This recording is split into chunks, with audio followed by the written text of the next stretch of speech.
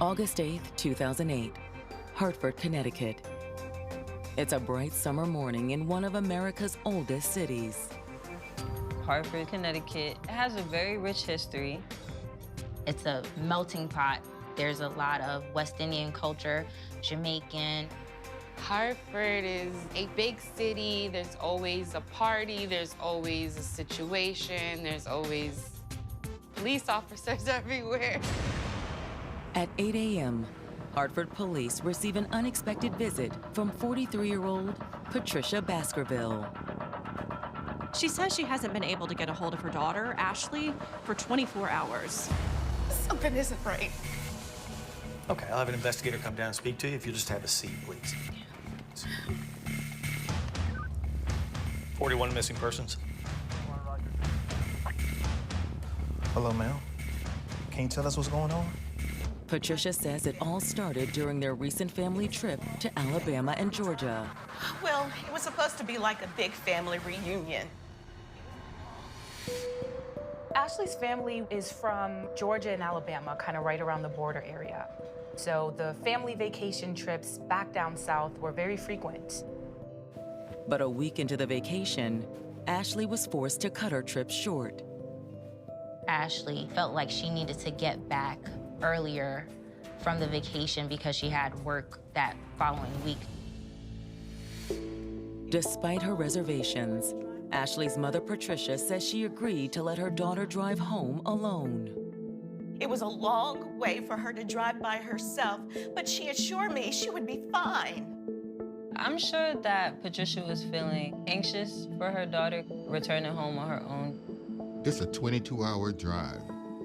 It was going to take a couple of days of driving for her to get home. I told her to keep in touch with me the whole time and update me with her progress. Patricia tells police that during the first day of the drive on August 5th, Ashley did just that. The first day went fine. Ashley stayed in touch with her mom, and they talked on the phone that night after Ashley had stopped at a hotel. But the next day, Patricia says her worst nightmare came true. She was calling her, but it just kept going to voicemail. Patricia reaching out to Ashley and not getting any kind of communication back caused a lot of anxiety. Patricia says she continued trying to reach her daughter as she raced back to Connecticut. After the numerous failed attempts, she gets really worried. To not have contact with her was a little alarming.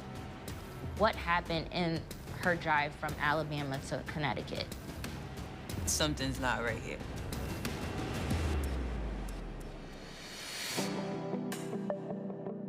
Although Ashley Peoples grew up in New England, she was a Southerner at heart. Her mother and her family all came from the South, so she inherited a lot of that Southern charm from them. She welcomed everyone with open arms. Ashley's joyful personality was alluring to others. She was a feel-good person, someone that people loved to be around. We could be at the grocery store, and she would make friends with anybody. She would often be singing, telling jokes, just very authentic. When Ashley came in, forget about your frown, forget about what you was going through at home. She would brighten up your day. Ashley also had an unshakable faith in God. Even though she was fun-loving and outgoing and liked to dance and party, God was always by her side, all the time. Her stepdad was a pastor, so she was always in church with them. She encouraged me to go to church. Between her loving family and her faith community, Ashley had all the support she needed to succeed in life. She was raised to believe that having a job and responsibility is very important. And from the moment she entered the workforce, Ashley started making big strides. She was really serious, about her career. She, at 22, was already an office manager at a car dealership. Ashley thrived in her new role as a leader. Even though she was bubbly and happy-go-loving, when it was time for business, she was about her business. Her management skills were so good that anything she'll say, Snap of a finger, we're going for it, we're gonna do it. For Ashley, it seemed like the sky was the limit.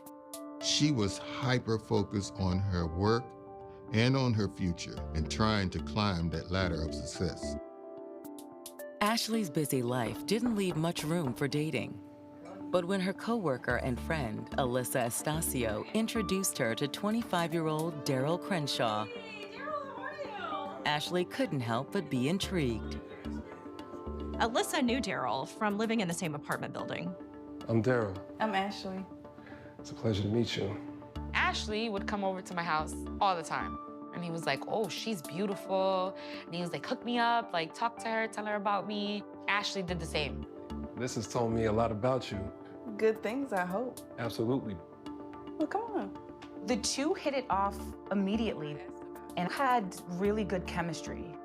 They flowed really well together. It was Daryl's larger-than-life personality that drew Ashley in. He was the loudest person in the room. Always had a joke. Everybody loved him. And when Ashley got an eye at him and he was attracted to her, I'm sure she was like, okay, you know, I'm gonna give him an opportunity. Since their relationship was so new, Ashley didn't tell many people about it. It was still really fresh in the infancy stages. And like many of us, when things are new, we don't want to maybe tarnish it. We don't want to jinx it. She wanted to make sure that it was really going to go the distance before she actually told anybody about them. Regardless, Ashley was smitten. Every day, she became more convinced that Daryl was someone she could spend the rest of her life with. But now, Ashley Peoples has vanished while driving home from vacation. Her mom, Patricia, lost contact with her somewhere between Alabama and Connecticut. Ashley was not answering her phone. They don't know if Ashley made it back. Did she fall asleep on the road? Did she run out of gas? Did she get into an accident? Or was the truth even more sinister? If a woman is traveling alone, that I-95 corridor is pretty dangerous. She could have been abducted.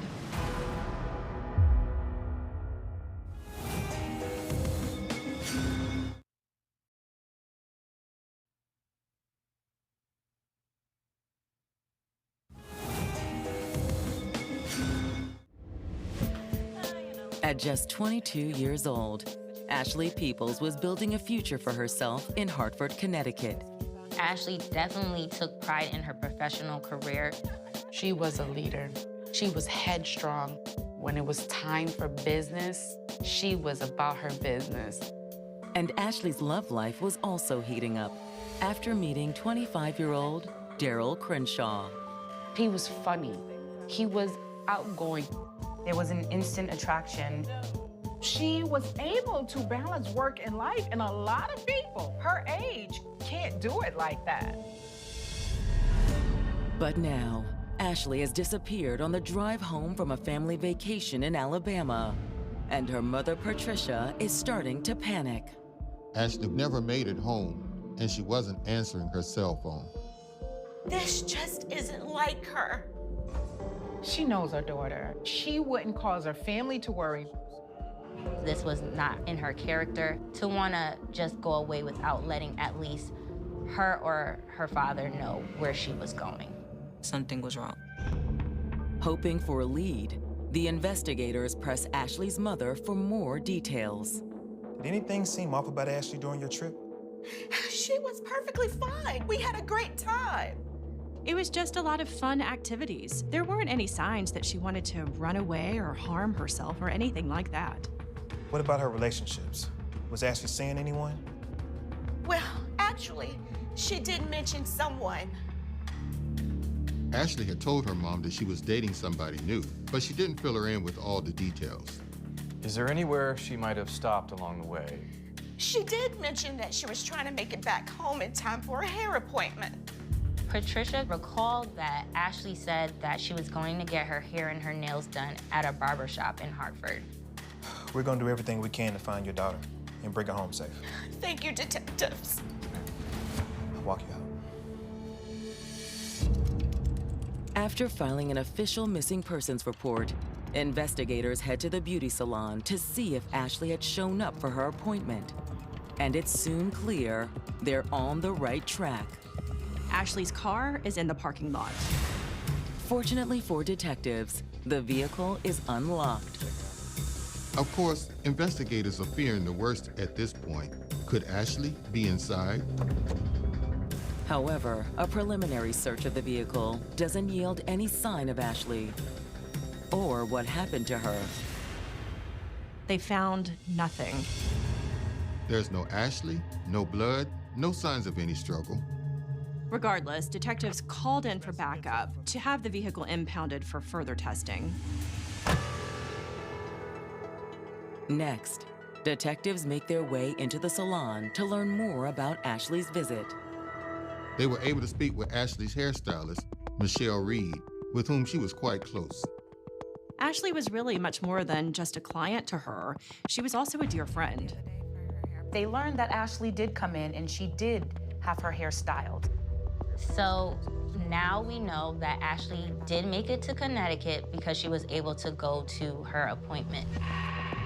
According to Michelle, nothing seemed out of the ordinary during their time together. It was basically just a typical hair appointment. Her demeanor wasn't as if something was wrong. Which raises even more questions for detectives. If Ashley made it home and everything was fine, why wasn't she answering her mom's calls? Maybe the stress of her job was just getting to her, and she really needed some alone time. Did she mention to you anything about a new boyfriend? No, she didn't. Michelle hadn't heard anything from Ashley about a new boyfriend during any of their recent hair appointments. But Michelle does have information about another man in Ashley's life. Ashley had an issue at work prior with someone by the name of Thomas Stewart. This individual was extremely angry. She had made complaints about him. He was harassing her sexually.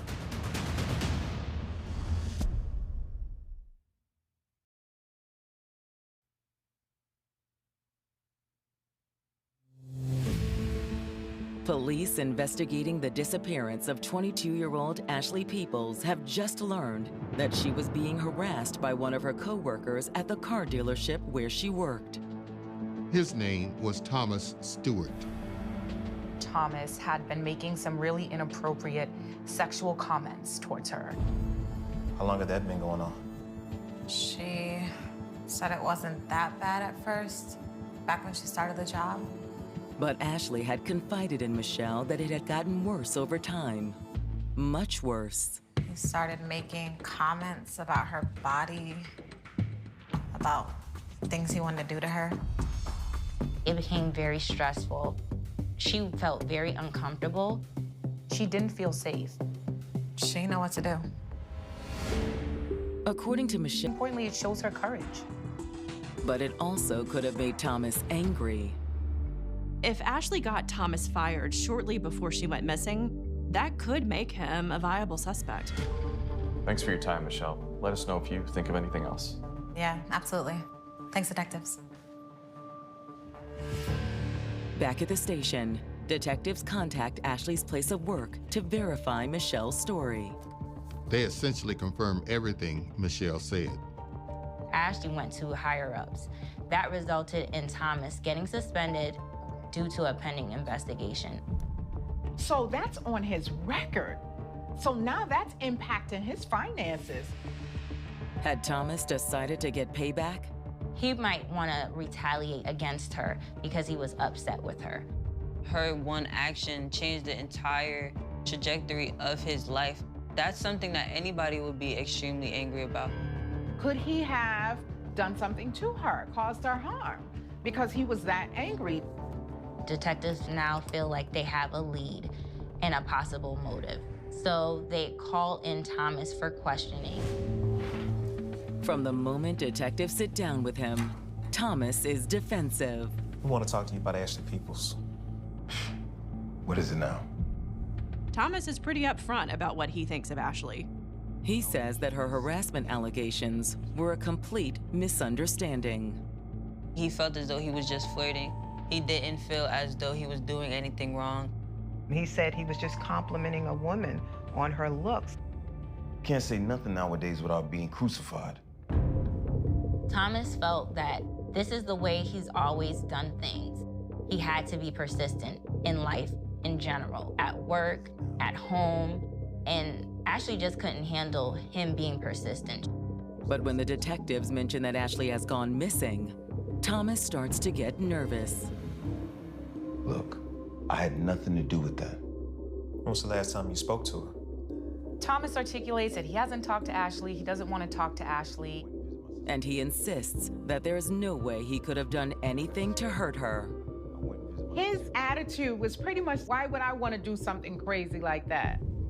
After I got suspended from work, I went and visited my sister in New York for a few days. When did you get back? Last night. He was happy to be able to give his information and say, here, check with my sister. She'll tell you. We're gonna check into it. Stay put. When detectives follow up, Thomas's alibi checks out. They reach out to his sister, and they do learn that Thomas has been in New York throughout the time of Ashley's disappearance. And so now they have to start from scratch all over again. But the next morning, the police receive another visit from Ashley's mother, Patricia. She's accompanied by a young woman who introduces herself as Audra Miller. She was a friend of Ashley's.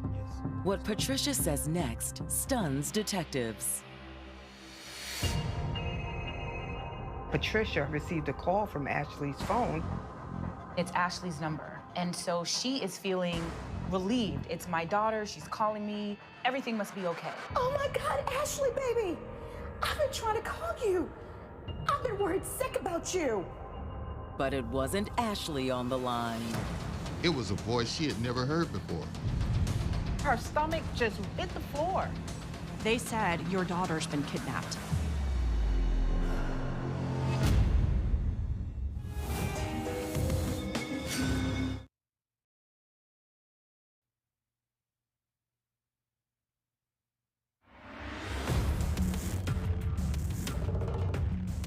"48 hours after the disappearance of Ashley Peoples, her mother, Patricia, is telling detectives about a shocking phone call she received from her daughter's phone number.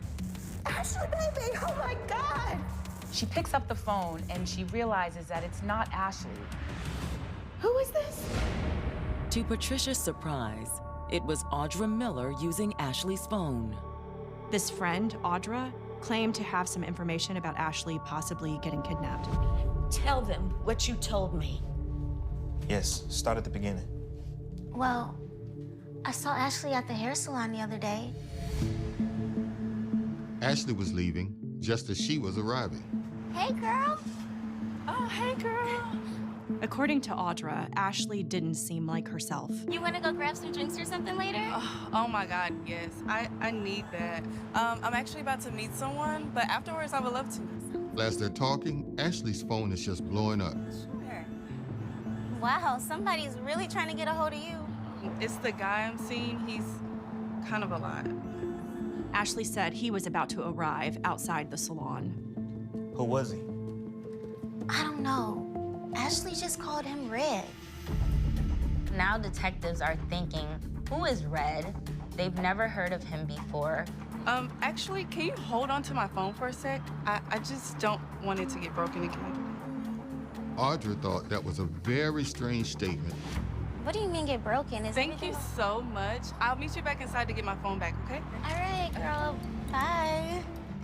Audra says after that, she went inside the salon for her hair appointment with Ashley's phone in tow. Throughout her whole hair appointment, she was waiting on Ashley to come inside and get her phone, but she never showed up. It was extremely odd. When her hair appointment was up and she still hadn't heard from Ashley, she didn't know what to do, so she just headed on home. I started to get more and more worried, but I didn't want to overreact. However, when there was still no sign of Ashley the next day, Audra decided to take action. She got really scared and called Ashley's mom. Clearly, something wasn't right. Audra was worried that this guy, Red, had done something to Ashley. She said, I just thought that she was gonna come back, and she never did. Before ending their conversation with Audra, she hands over Ashley's phone. This officer will walk you out. Detectives want to review the contents to see if it can lead them to Ashley or to see if it can help them determine who Red is. Now, the investigators have a new prime suspect. From what detectives have gathered, it seems that Red was the last person to see Ashley before her disappearance. But who is he? In Ashley's phone, he's labeled as just that, Red. Police begin reaching out to Ashley's other friends to see if any of them know more about Red. That's when they meet Ashley's close friend and co-worker from the car dealership, Alyssa Estacio. She's very worried that Ashley has gone missing. It was the worst experience I've ever had to go through because my soul kept telling me she was gone. But my hope of finding her alive was still very strong. Fortunately, Alyssa has just the info detectives need. You said you know who Red is. Yeah, that's Ashley's boyfriend. Ashley's friend identifies Red as Daryl Crenshaw. That was a huge breakthrough for the investigation. Alyssa tells police that she's the one who introduced the couple a few months earlier. I was the middleman in between their connection. But she says she now regrets ever setting them up. She identifies their relationship as an abusive one. They were really great together at first. And then Daryl just got so controlling. What do you mean? There were times where we weren't allowed to go out anywhere because he wouldn't allow her to. When a person says, I don't want you to go out with your friend, it's a warning sign, it's a red flag all day. It speaks to power and control, really having an eye on all of her whereabouts. Alyssa says that Ashley was constantly fending off Daryl's jealousy and paranoia. He was just so aggressive. He always thought she was talking to some other guy. But if the phone rang, even if she had it on silent, he'll look at her and he'll say, like, who's calling you, like that. Who was that? No one. Who was that? It was just really hard to watch. I could see him wearing her down. He would call her every word in the book, and Ashley would just sit there and look at him like, I'm nothing like that. Oh, you think I'm stupid? Huh? You think I'm stupid? Alyssa's story also corroborates something the detectives had heard from Ashley's other friend, Audra, that Daryl had a habit of breaking phones. The first time he snapped it in half.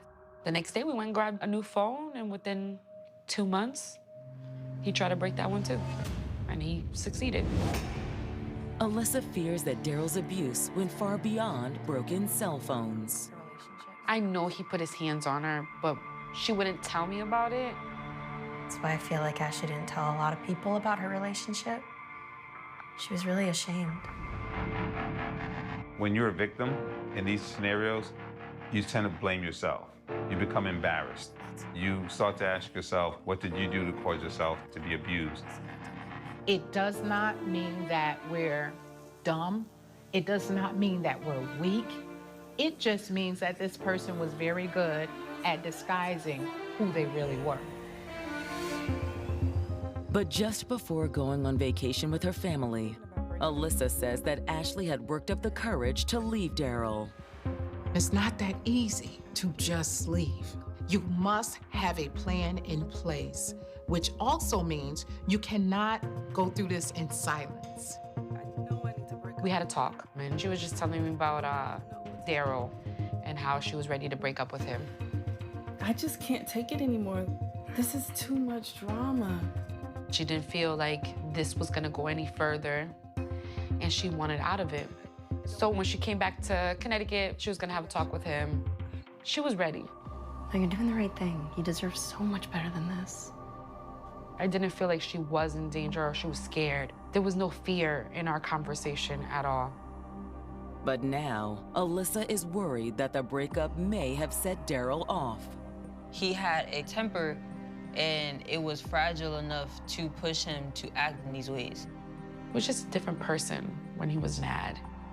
The more information that investigators get, the more they are worried. They're really thinking worst case scenario after learning about what Daryl is capable of. We were all praying that she was alive. They knew. Time was of the essence. On August 10th, the police show up at Daryl's apartment with a search warrant. They're knocking on the door, and there's no answer. Eventually, they busted the door down. Daryl is nowhere to be found, but investigators make a tragic discovery in the bedroom. There she was, laying on the bed. She was badly beaten. There was blood coming out of her mouth. They were too late.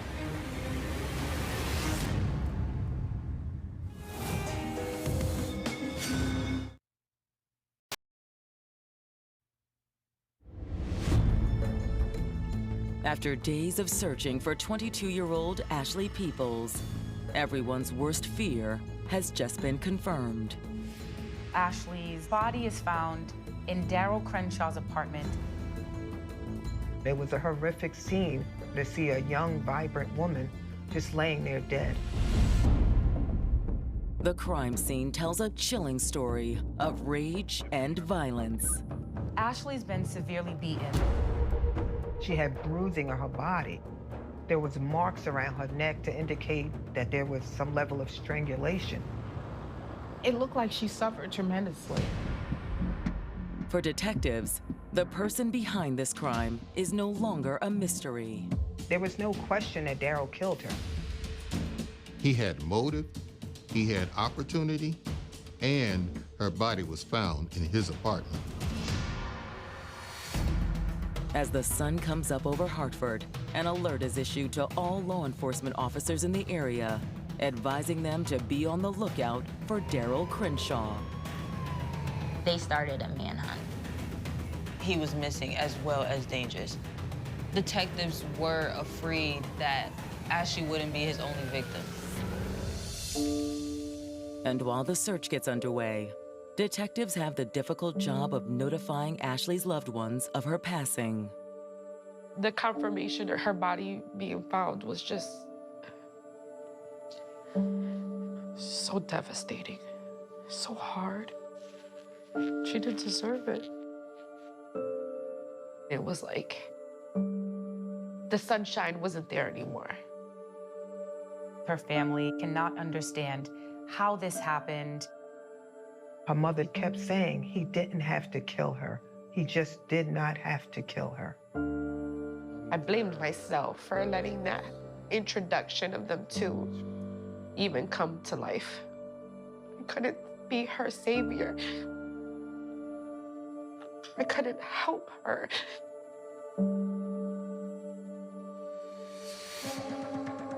Hours into the search, everyone is wondering, will Daryl Crenshaw ever be brought to justice?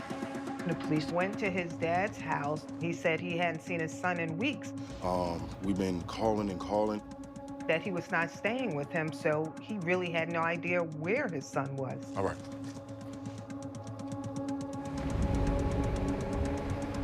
The detectives reached out to all of Daryl's known associates. He had told people he was not going to be seen again because his life was over. He called one of his friends just saying, you know, I'm going to be gone. You're not going to see me again. I'm disappearing. But a few days later, Daryl resurfaces in a surprising way. Hello? Daryl actually called Ashley's stepfather. Ashley's stepfather was a well-known pastor in the community, and Daryl begged him to forgive him. The stepdad, being a man of faith, hey, absolutely, Daryl, but please turn yourself in. We need you to come back, turn yourself in, we'll work it out. Despite claiming to regret what he'd done, Daryl still won't face the music. Daryl refuses to turn himself in even after Ashley's family urges him to do so. I think that angered us more.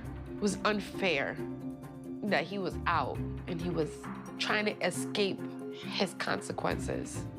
Why couldn't you just face what you did? Months go by without any sign of Daryl. This whole time, Ashley's loved ones are petrified. It's just a thought you can't get out of your head. Where is he? And am I next? We were in fear, especially me. I was terrified that I could be at work and he could show up, because he used to show up at my job all the time. But just as the case seems to be going cold, the detectives opt to make a Hail Mary pass. Detectives decide to feature the case on America's Most Wanted, which is a TV show that features some of the worst criminals, some of the most violent offenders, in a way to really ask for the public's help. This initially was a local case. Most people outside of Connecticut had probably not heard of it, but once it hit America's Most Wanted, it opened the doors. Within days, the investigators get the lead they'd been waiting for. Homicide. They got a break in the case. A prisoner in Florida actually contacted authorities. He said that Daryl was in Mexico. It's completely out of left field.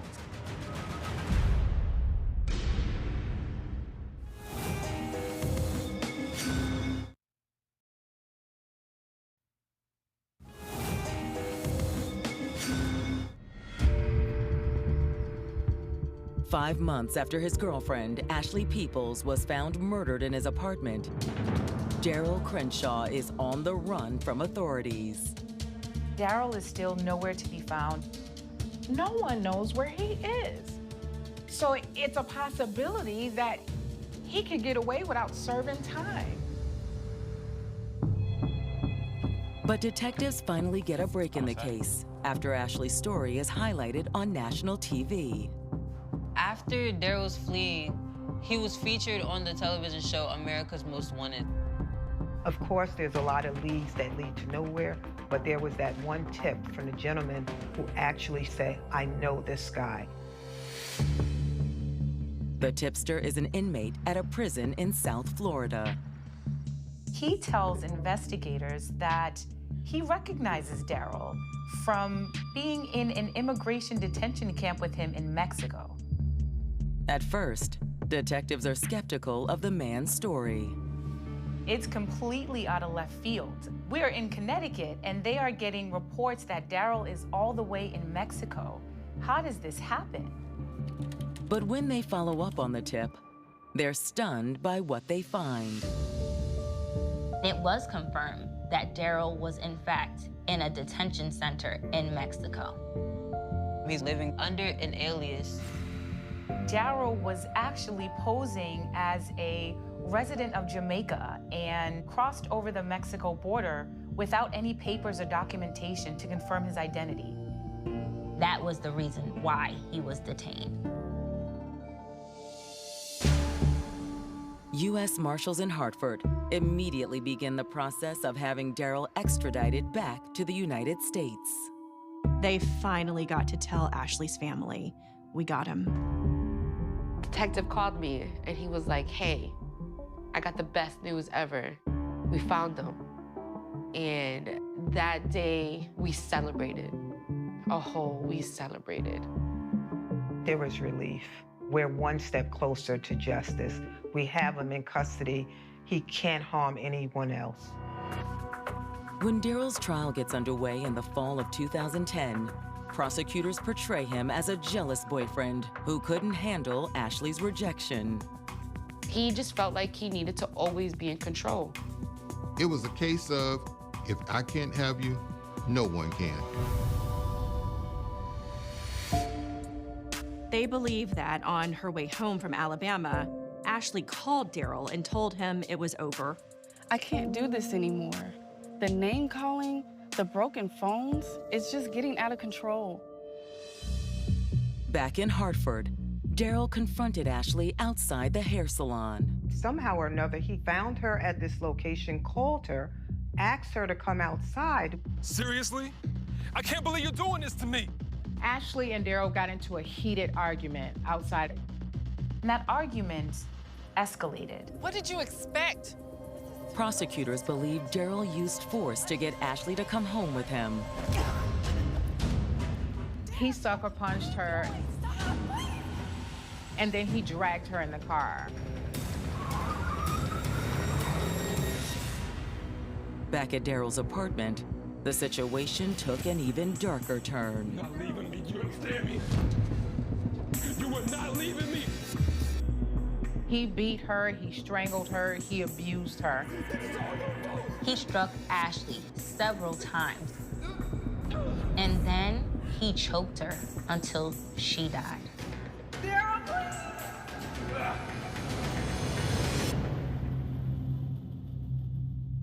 Once he realized what he'd done, Daryl made a run for it. The reason why he got caught was because America's Most Wanted. And if it wasn't for that show, he would have been rotting in Mexico jail, and nobody would have known. Daryl's defense team doesn't deny that he killed Ashley, but they say he never intended the altercation to escalate to that level. They argued for manslaughter. Manslaughter is where death results where there was no intent. So the defense is basically saying that there was so much emotion in that room, he was reckless. He didn't formulate the intent to kill. After 3 full days of deliberation, the jury hands down the verdict Ashley's family has waited 2 years to hear. The jury finds Daryl Crenshaw guilty of Ashley's murder, second-degree kidnapping, and assault. He was sentenced to 78 years in prison. For Ashley's loved ones, it's a long-awaited victory. I broke down to my knees and let the screams come out. It was the best day of my life to know that this man would never come out. Best day. But even if Daryl is where he belongs, nothing will ever right the wrongs he's committed. Ashley's family will never recover from the loss. When Ashley left this earth, I used to always question God on why. Why her? Why take this beautiful soul that wanted everything in life, that had the potential to do everything that she ever wanted to do? It's only through faith that Ashley's loved ones find the strength to carry on. Whatever you're going through, whatever hopeless thoughts you have in your mind, ask God for guidance. Ask someone for help. Don't hold back. No one deserves to be in pain, and no one deserves abuse. The Florida sun beats down on the overgrown grass of a quiet suburban backyard, a blistering heat that has suffocated this neighborhood for decades, keeping its darkest secrets buried beneath the humid earth. A shovel bites into the dirt, a mundane weekend chore of landscaping that is about to shatter 30 years of agonizing silence. There is a sickening thud, a hollow scrape against something that is not root, not rock, but memory, bone. Human bone, stained brown by the acidic Florida soil, tangled in the roots of an ancient oak tree that has stood as a silent witness to an unimaginable horror.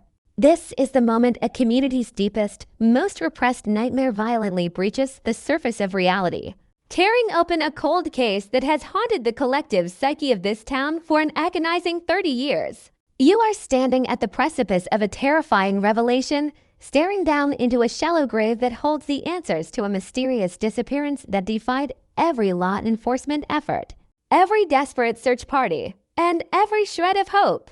A 30-year cold case solved not by a brilliant detective or a cutting-edge forensic laboratory, but by a sheer, terrifying stroke of horrific luck in a residential backyard just feet from where children played and families barbecued. The sheer proximity of the horror is what paralyzes the mind. The realization that the monster did not take their prize to a remote swamp or a watery grave, but left the evidence of their depravity right under the noses of a terrified community. This is a story of community shock, of a neighborhood that smiled at each other over white picket fences while a gruesome truth decayed silently in the loam beneath their lawnmowers. To understand the catastrophic impact of this discovery, you must travel back 3 decades to a time when doors were left unlocked and the sultry Florida nights were filled with the sound of cicadas rather than police sirens. It was a golden era for this sleepy coastal enclave, a picturesque sanctuary where crime was a distant rumor broadcast on the evening news, never a grim reality staining their own pristine driveways. Then came the night that effectively ended their innocence. The night of vibrant life was simply erased from existence, without a struggle, without a scream, without a single witness to sound the alarm. The victim was the very heartbeat of this neighborhood, a radiant presence whose sudden absence left a suffocating void that would slowly poison the town with suspicion and fear. They vanished into the thick, humid air like a phantom, leaving behind only the agonizing echo of their unfinished life and a bedroom perfectly preserved in a state of suspended animation. The immediate aftermath was a chaotic symphony of flashing red and blue lights, tracking dogs straining against their leash, and helicopters sweeping the impenetrable Florida swamps with blinding searchlights. It was a desperate, frenzied mobilization of a community refusing to believe that one of their own could simply evaporate. Yet, despite the massive scale of the manhunt, the physical evidence was horrifyingly non-existent, leaving investigators staring into a terrifying abyss of unanswered questions. The initial optimism curdled into a suffocating dread as days bled into weeks, and weeks bled into months, transforming a frantic rescue mission into a grim, unyielding nightmare. The investigation itself became a sprawling labyrinth of dead ends and bizarre, contradictory leads that seemed deliberately designed to torment the detectives and the grieving family. There was a strange clue discovered miles away, an item belonging to the victim found discarded on a desolate stretch of highway. A geographic anomaly that completely derailed the initial search parameters and sent law enforcement chasing phantoms across county lines. This deliberate misdirection forced the authorities to expand their dragnet, wasting precious time and resources while the true scene of the crime remained entirely undisturbed, hidden behind a facade of suburban normalcy. The detectives worked relentlessly, their desks drowning in case files, tip sheets, and the increasingly desperate pleas of a community begging for salvation from the unseen predator lurking in their midst. Every neighbor was subjected to agonizing scrutiny, their alibis dissected, their pasts dragged into the unforgiving light of a police interrogation room, breeding a toxic atmosphere of paranoia that turned lifelong friends into bitter suspects. People began locking their doors, installing security lights that cast long, menacing shadows across their immaculate lawns, living in a constant state of hypervigilance that slowly eroded the foundational trust of the entire town. Yet, the perpetrator possessed a chilling level of sophistication, leaving behind no fingerprints, no biological material, no careless mistakes for the forensic teams to exploit. It was a perfect crime executed with a level of cold, calculating precision that suggested an intimate knowledge of the victim's routines and the neighborhood's blind spots. The sheer absence of evidence became the most terrifying evidence of all, a testament to a monster who walked among them undetected and completely unremorseful. As the years mercilessly marched forward, the acute agony of the mysterious disappearance metastasized into a chronic, dull ache that settled deep into the bones of the community. The missing person posters, once vibrant declarations of hope plastered on every telephone pole and storefront window, slowly bleached under the unforgiving Florida sun, their edges curling and tearing until they were nothing more than ghostly remnants of a forgotten tragedy. The lead detective, a man consumed by the ghost of the unsolved mystery, retired with a profound sense of failure, his career defined by the one case he could never close, the one victim he could never bring home. The sprawling case files were relegated to the dusty archives of the police department, cold, sterile boxes serving as the final resting place for thousands of hours of fruitless labor. A suffocating deadlock descended upon the investigation, a heavy curtain of silence that remained undisturbed for 30 years, punctuated only by the painful anniversaries that forced the town to briefly confront the open wound they had tried so desperately to bandage. Generations grew up with the whispered legend of the house on the corner, the ghost story of the vanished neighbor serving as a grim cautionary tale to keep children from wandering too far after the streetlights flickered on. The neighborhood changed, families moved away, new faces replaced the old, but the heavy, unspoken weight of the cold case remained. A dark cloud permanently anchored over the manicured lawns and sun-drenched driveways. It was a psychological purgatory, a town suspended in a state of perpetual mourning for a body they could not bury and a truth they could not comprehend. Then comes the violently jarring snapback to the present day, to the sharp scrape of metal against bone in a backyard that has seen 30 years of birthday parties, summer barbecues, and quiet evenings. The horror of the discovery sends shockwaves radiating outward from the excavation site, shattering the fragile illusion of closure the community had constructed over 3 decades. Forensics teams descend upon the property in a swarm of white protective suits, transforming a pristine suburban oasis into a grim archaeological dig site, painstakingly unearthing the horrific truth spoonful by spoonful.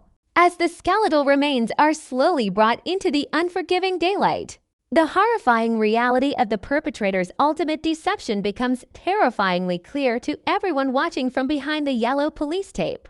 The victim never left the neighborhood. They never made it to the highway where the decoy evidence was planted. They were slaughtered and buried in the very soil their loved ones walked upon every single day. The agonizing proximity of the grave is a psychological weapon, inflicting a fresh, devastating trauma upon a community that realizes they have been living adjacent to a tomb. Mowing the grass over a murder scene, oblivious to the silent screams buried just inches below their feet. This revelation breathes monstrous new life into the 30-year cold case, transforming it from a faded memory into a vibrant, bleeding wound that demands immediate, ruthless justice. Law enforcement is suddenly armed with the one thing they lacked for 3 decades, a crime scene, a physical location that holds the microscopic secrets of the perpetrator's final, desperate act of concealment. The earth, silent for so long, is finally giving up its dead, offering up a treasure trove of forensic evidence that has been preserved in the dark, humid embrace of the Florida soil. The skull, fractured by a violence that echoes across the decades, speaks volumes about the sheer brutality of the attack, while the root systems intertwined with the ribs map the long, lonely passage of time. But the unearthing of the remains is not the end of the nightmare. It is merely the terrifying prologue to a new, infinitely more sinister chapter in this sprawling saga of suburban horror. The identity of the monster who dug that shallow grave is now the most urgent, burning question consuming the very soul of the town, shifting the focus from a mysterious disappearance to a harrowing hunt for a killer who has enjoyed 30 years of unearned freedom.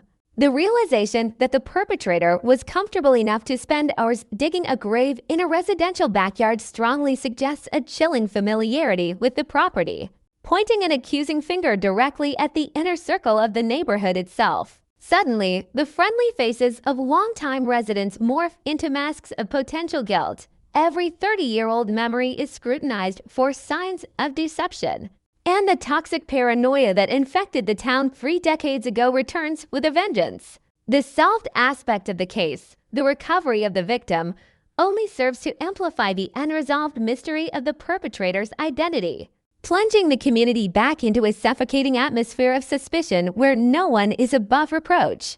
The skeletal remains serve as a grim monument to a profoundly disturbing truth, proving that the most terrifying monsters do not lurk in dark alleys or dense forests, but live right next door, hiding their unspeakable acts behind a veneer of manicured lawns and friendly waves.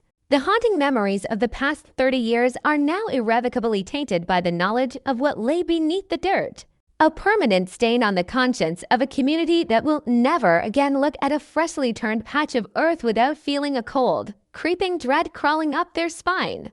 The victim has finally been found, bringing a dark, devastating closure to the question of their whereabouts, but the spirit of the unsolved mystery endures, a relentless, demanding ghosts screaming for justice from the bottom of a 30-year-old grave. The stark white canvas of the forensic tent billows like a ghost ship anchored in the sea of overgrown suburban grass. A stark contrast to the faded pastel exteriors of the surrounding homes that have silently harbored a monster for 3 decades. Underneath this suffocating canopy, the air is thick with the metallic tang of turned earth and the heavy, undeniable scent of a truth long buried.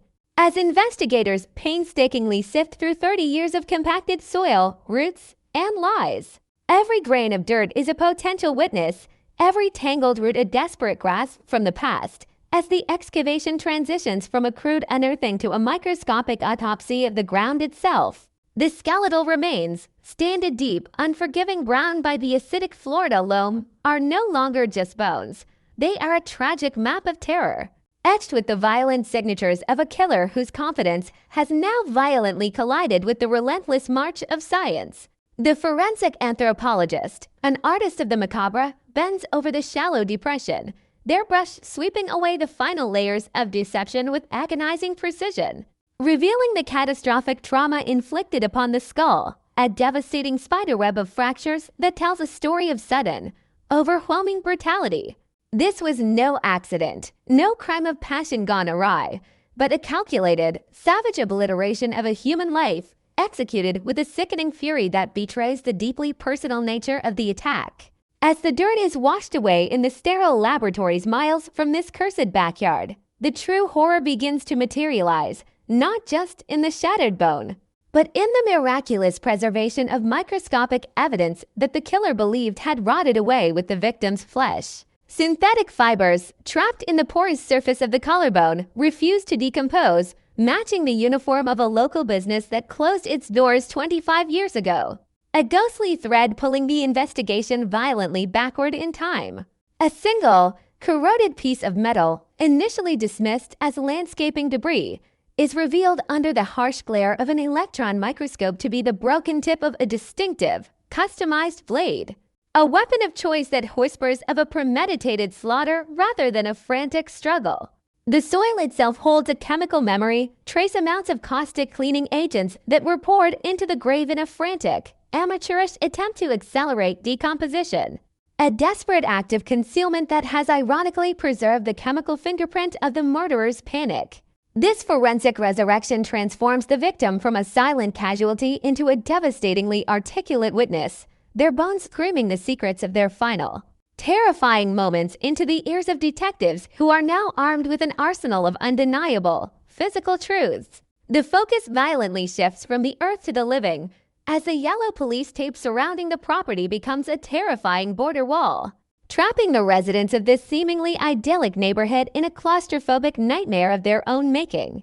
The agonizing realization that the killer did not flee into the night but stayed, meticulously maintaining the facade of suburban normalcy, mowing the lawn, waving at passing cars, and sleeping mere feet from their gruesome handiwork, sends a paralyzing shockwave through the community.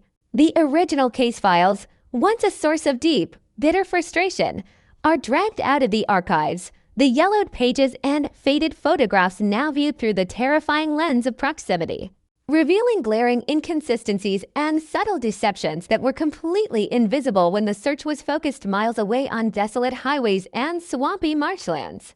Law enforcement officers, their faces etched with a grim, unrelenting determination, begin the agonizing process of dragging the ghosts of the past back into the blinding light of the present, knocking on the same doors they knocked on 30 years ago, confronting the same faces that have now been weathered by time and, perhaps, by the corrosive acid of a horrifying secret.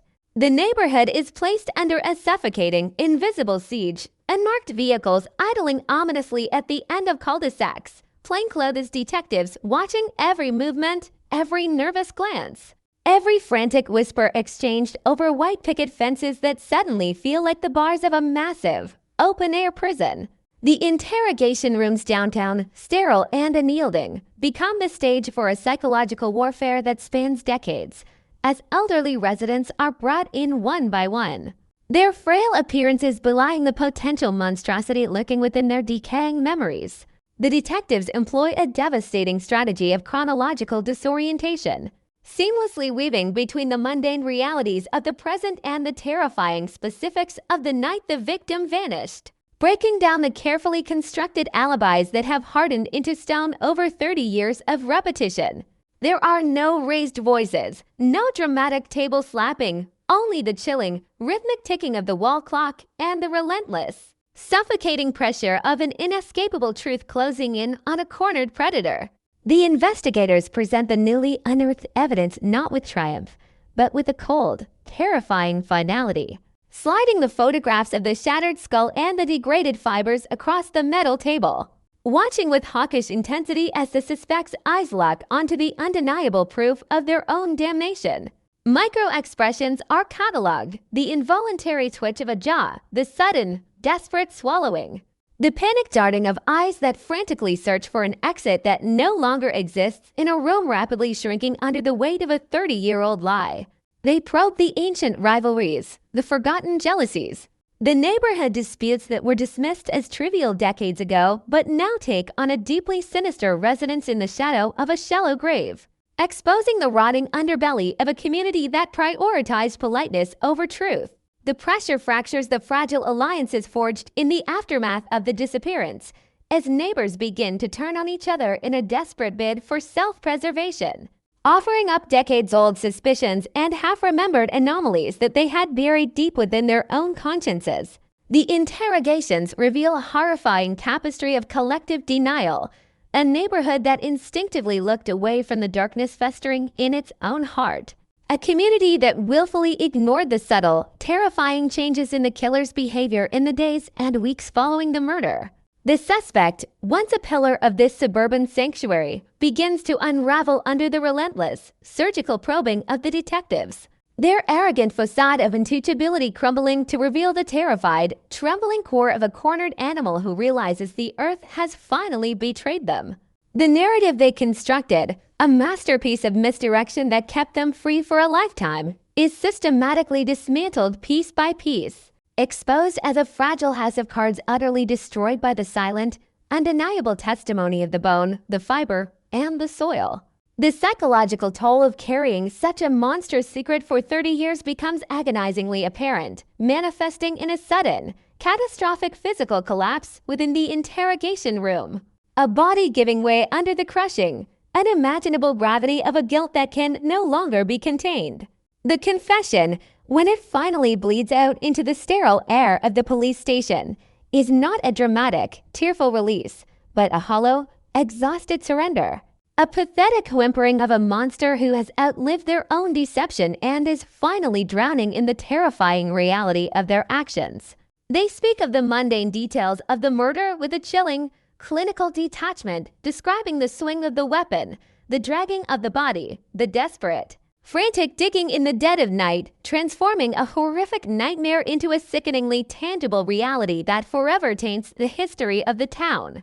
The motive, buried as deeply as the victim, is dragged to the surface, a pathetic, terrifyingly trivial grievance that exploded into catastrophic violence, proving once again that the most profound evil often stems from the most ordinary, banal resentments.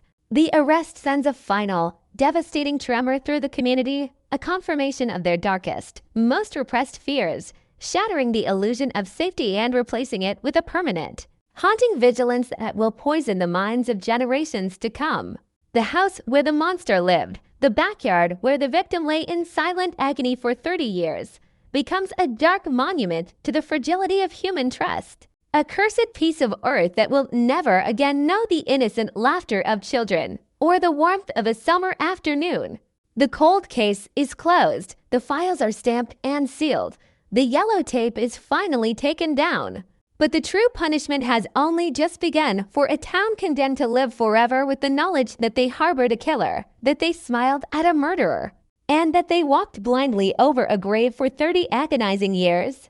The closure they prayed for has arrived, but it is a toxic, radioactive closure that burns away the comforting lies of the past and leaves behind only the stark, terrifying truth of the human capacity for deception and unimaginable cruelty.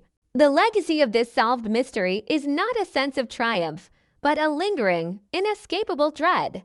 a permanent scar on the soul of a community that will forever be defined by the monster next door and the 30 years of silence that allowed evil to thrive in the bright, unforgiving light of the Florida sun.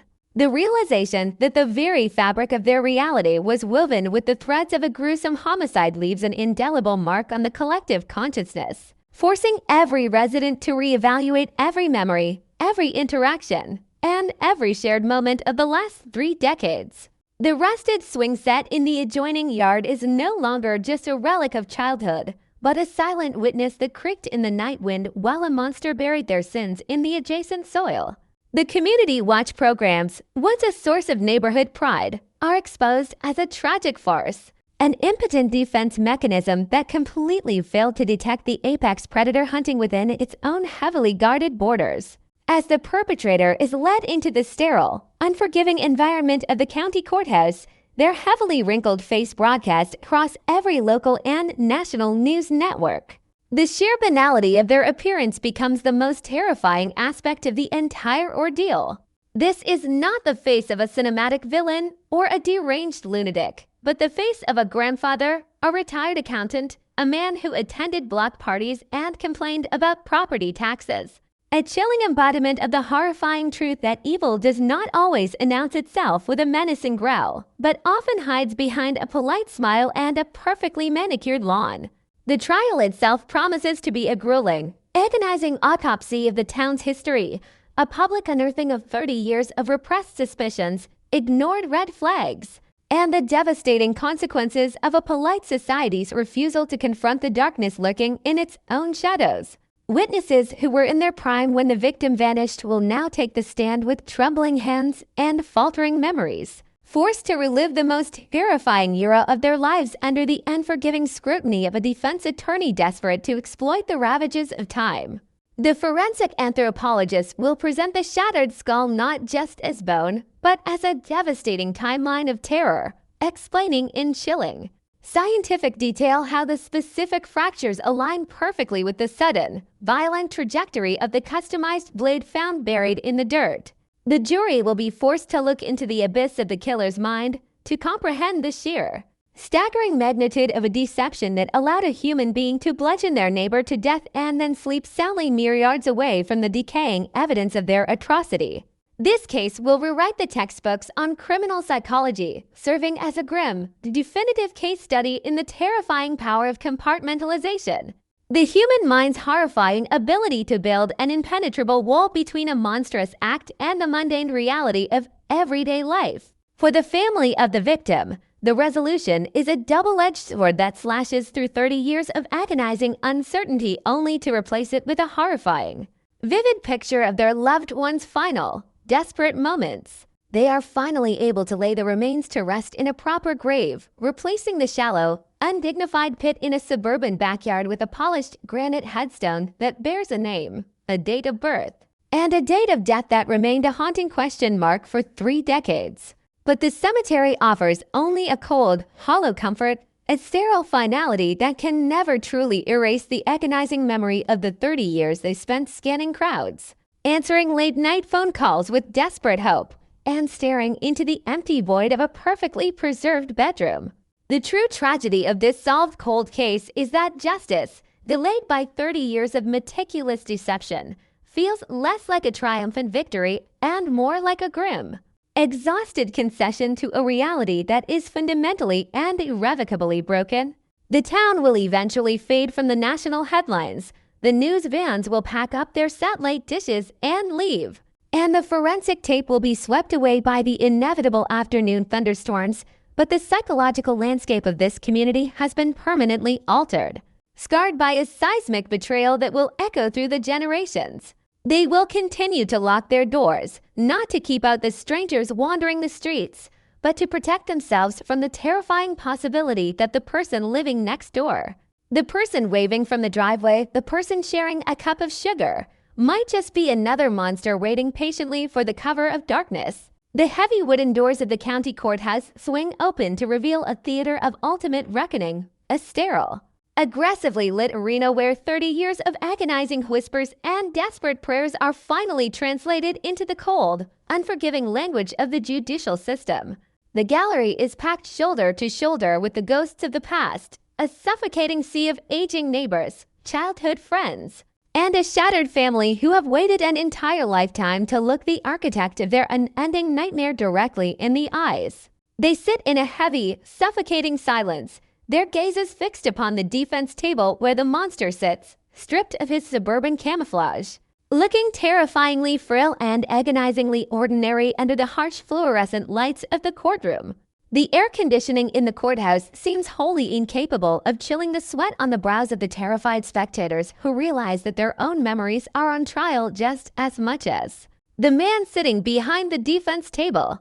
The prosecution launches its opening statement not with theatrical flair, but with the crushing, undeniable weight of a forensic avalanche, meticulously outlining how a polite smile and a perfectly manicured lawn were weaponized to conceal a savage slaughter for 3 decades. The prosecutor, a veteran of the criminal justice system who thought they had seen the absolute depths of human depravity, speaks with a trembling cadence, painting a portrait of the killer not as a raging lunatic, but as a chillingly methodical predator who understood the mechanics of trust and exploited them with ruthless, devastating efficiency. The jury, a cross-section of a county still reeling from the shock of the discovery, is forced to stare into the abyss of absolute depravity as photographs of the shattered skull and the degraded synthetic fibers are projected onto a massive screen, transforming the whispered neighborhood legend into a stark, undeniable visual reality.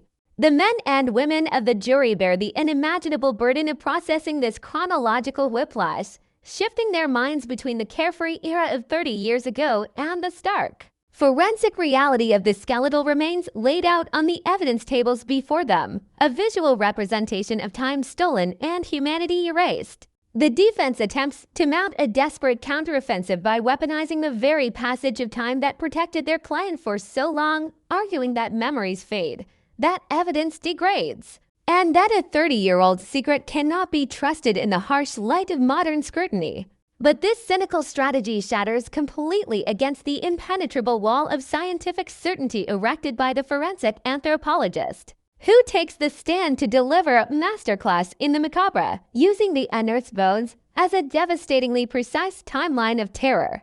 The expert meticulously details the catastrophic trauma inflicted upon the victim, tracing the violent, downward trajectory of the customized blade with a clinical detachment that sends involuntary shivers cascading down the spines of everyone in the gallery. The broken tip of the murder weapon, miraculously preserved by the unforgiving Florida soil, is presented as the ultimate, undeniable truth. A rusted piece of steel that perfectly matches the fatal fracture pattern on the skull, effectively silencing any lingering doubts about the defendant's guilt. Even the defense attorney, tasked with the impossible job of shielding a monster from the righteous wrath of the law, seems to wither under the overwhelming, crushing weight of the unearthed truth. Their objections ringing hollow and desperate in a room that has already collectively convicted the defendant in the court of public opinion. As the trial grinds forward, day after agonizing day, the true horror of the case shifts from the brutal mechanics of the murder to the chilling psychological profile of a man who could bludgeon his neighbor to death and then seamlessly resume his role as a pillar of the community. Witnesses are called to the stand to testify about block parties and neighborhood barbecues that occurred mere weeks after the disappearance, describing how the defendant poured drinks and shared jokes while his victim lay rotting in a shallow grave just feet from where the children were playing. This terrifying juxtaposition of mundane suburban life and unspeakable underground horror becomes the central, haunting theme of the trial. A grim exploration of the human mind's infinite capacity for compartmentalization and deception. For the aging parents of the victim, whose faces are mapped with the deep, permanent trenches of a grief that has spanned 3 decades. The sterile courtroom offers a stage for the final act of their agonizing tragedy, forcing them to confront the grim reality that the monster who stole their child was the very same man who brought them casseroles in the weeks following the disappearance, offering hollow sympathies while the dirt on his hands was barely washed clean. They sit through this agonizing autopsy of their darkest trauma with a stoic, heartbreaking resilience, forced to listen to the clinical dissection of their loved one's final moments while the man responsible stares blankly ahead, showing absolutely no emotion, no remorse, and no humanity. The prosecution's closing argument is a masterful, devastating crescendo of righteous fury. A final plea for justice that demands the jury hold this monster accountable for not just the theft of a life, but for the theft of 30 years of peace from an entire community. The deliberations are agonizingly brief, a testament to the overwhelming, undeniable power of the physical evidence pulled from the earth. And when the jury returns to the courtroom, the air grows thick with a heavy, electric anticipation that borders on panic. The reading of the verdict is a singular, crystalline moment in time, the word guilty dropping into the deafening silence of the room like an executioner's blade, instantly severing the invisible chains of uncertainty that have bound this town for 3 decades. The sentencing phase is a grim formality, a judicial decree that condemns a frail, elderly man to spend the microscopic remainder of his life in a concrete cage. A stark and ultimately hollow punishment compared to the vibrant, infinite future he violently stole from his victim. But as the gavel falls for the final time and the convicted murderer is led away in shackles, his shuffling footsteps echoing against the marble floors, the sense of triumph in the courtroom is completely overshadowed by a profound, suffocating sorrow. The legal battle is over, the cold case is officially closed, and the files are stamped with a definitive resolution. But the emotional climax of this sprawling saga offers absolutely no comfort, no healing, and no true closure for the people who must continue to live in the shadow of this atrocity. The family of the victim is finally able to dismantle the agonizing shrine they maintained in a preserved bedroom for 30 years. Packing away the faded photographs and the untouched belongings into cardboard boxes, a heartbreaking physical manifestation of letting go of a hope that was murdered 3 decades ago. They finally have a body to bury, a proper cemetery plot to visit, and a granite headstone that bears a definitive date of death. But the earth they stand on feels forever tainted by the knowledge of how long their loved one was forced to wait in the dark. The neighborhood itself transforms into a haunted landscape, a picturesque suburban enclave permanently poisoned by the revelation that the ultimate evil was not an outside invader, but an internal infection that thrived right under their noses. The true casualty of this solved cold case is the very concept of safety itself, the comforting illusion that evil is easily recognizable. An illusion that was violently shattered the moment the shovel struck bone and revealed that the most dangerous predators were the faces of our friends, our mentors, and our closest confidants. The house where the killer lived, the property that concealed the gruesome secret for a lifetime, becomes a dark, rotting monument to betrayal, its windows boarded up, its lawn overgrown, standing as a constant, terrifying reminder of the monster next door. It eventually meets the wrecking ball, demolished to erase the physical footprint of the nightmare, but the empty lot left behind is an even louder testament to the horror. A missing tooth in the smile of the street that forces every passing car to slow down and remember. The community watch programs are disbanded, the neighborhood block parties cease to exist, and the fundamental trust that once bound these residents together is completely annihilated, replaced by a toxic, permanent paranoia that dictates every interaction. People install taller fences, heavy-duty security cameras, and deadbolts on doors that used to remain wide open, living in a constant state of hypervigilance because they have learned the devastating lesson that a friendly wave and a polite smile can easily mask the dark, calculating soul of a sociopath. The legacy of this solved mystery is a chilling, existential dread that settles deep into the bones of the town, a permanent psychological scar that will be passed down through generations, long after the names of the victim and the killer have faded from the headlines. It is the terrifying realization that the ground beneath our feet holds infinite secrets, but the most profound and dangerous mysteries are the ones walking right beside us, hiding in plain sight, waiting for the perfect moment to strike. The Florida sun continues to beat down on the quiet suburban streets. The cicadas continue to sing their chaotic symphony in the humid night air. And the manicured lawns continue to grow over the deeply buried traumas of the past. But the silence of this neighborhood is no longer the peaceful quiet of a safe haven. It is the heavy, loaded silence of a graveyard, a community holding its collective breath, Forever traumatized by the terrifying knowledge of what lay hidden beneath the dirt for 30 agonizing years. The true horror is not just that a monster existed, but that he belonged, that he was woven into the very fabric of their daily lives, forcing everyone to look at their neighbors, their friends, and even their own family members with a new, deeply unsettling scrutiny. The case may be closed in the eyes of the law, the forensic evidence carefully cataloged and stored away in a sterile evidence locker. But the bleeding wound inflicted upon the soul of this town will never truly heal, forever oozing the toxic venom of suspicion and fear. Every time a shovel bites into the earth for a new garden, every time a basement is excavated, every time the ground is disturbed, a collective shudder will ripple through the community, a visceral, involuntary reaction to the lingering phantom of the bone, the fiber, and the soil. This is the ultimate, haunting climax of a cold case solved not by brilliance, but by the terrifying inevitability of the earth finally surrendering its dead.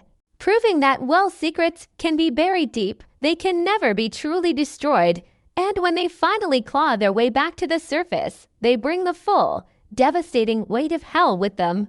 The narrative of this town is forever fractured, cleanly divided into the blissful ignorance of the before and the terrifying, permanent vigilance of the after. A stark boundary drawn in the blood of an innocent and the unimaginable deception of a monster who almost got away with the perfect crime. And as the final echoes of this nightmare fade into the suffocating Florida heat, the ultimate lesson remains burning brightly in the minds of everyone who witnessed the unearthing, reminding them that the monsters do not hide under the bed or in the closet. They mow their lawns, they wave across the street, and they patiently wait, secure in the terrifying knowledge that the easiest place to hide a nightmare is right in the middle of the American dream. The dawn of the Fifth Era was not signaled by the triumphant blare of trumpets or the rhythmic clatter of heavy machinery, but by a profound and unsettling silence that seemed to coat the entire world in a layer of absolute stillness. It was the silence of a planetary machine that had finally achieved a state of perfect equilibrium, where every gear, every circuit, and every line of code had found its final resting place within the grand architecture of a post-biological existence. For those who had survived the turbulent transitions of the previous 4 epochs, this sudden absence of friction felt less like the peace they had been promised and more like a suspension of reality itself. The sky, once a canvas for the whims of weather and light, had been replaced by a shimmering lattice of atmospheric regulators, turning the horizon into a soft, perpetual twilight that neither promised a morning nor threatened a night. This was the culmination of 1,000 years of desperate, often violent innovation. A moment where the biological limitations of the past finally dissolved into the infinite potential of the integrated state. The air was no longer just a mixture of nitrogen and oxygen, but was saturated with a fine mist of programmable matter, a substrate through which the will of the collective could manifest physical changes in real time. In this new landscape, the very concept of the city had undergone a radical and irreversible transformation, moving away from the crowded centers of industry toward a decentralized network of crystalline spires and vast subterranean nodes. These structures were not merely buildings in the traditional sense, but were instead living extensions of the planetary consciousness, pulsating with a rhythmic glow that synchronized with the heartbeat of every sentient being connected to the network. There was no longer a need for roads, vehicles, or the physical bridges that once spanned the gaps between communities, for the very air had become a medium for the transmission of matter and information, allowing individuals to manifest their presence wherever their thoughts directed them. The physical world had become a malleable resource, a playground for the collective imagination where the only true limit was the energetic capacity of the core. And yet, despite this unprecedented freedom and the lack of physical want, there was a lingering sense of nostalgia for the grit and the grime of the old world. A ghost in the machine that whispered of a time when things were solid, immutable, and resistant to the human will.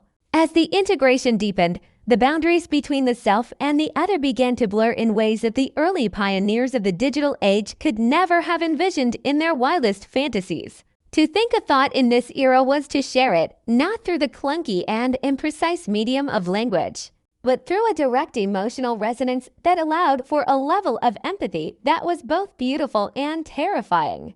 The secrets of the human heart, once the most guarded treasures of the individual, were now open books for anyone to read, provided they possessed the correct frequency to tune into the shared stream.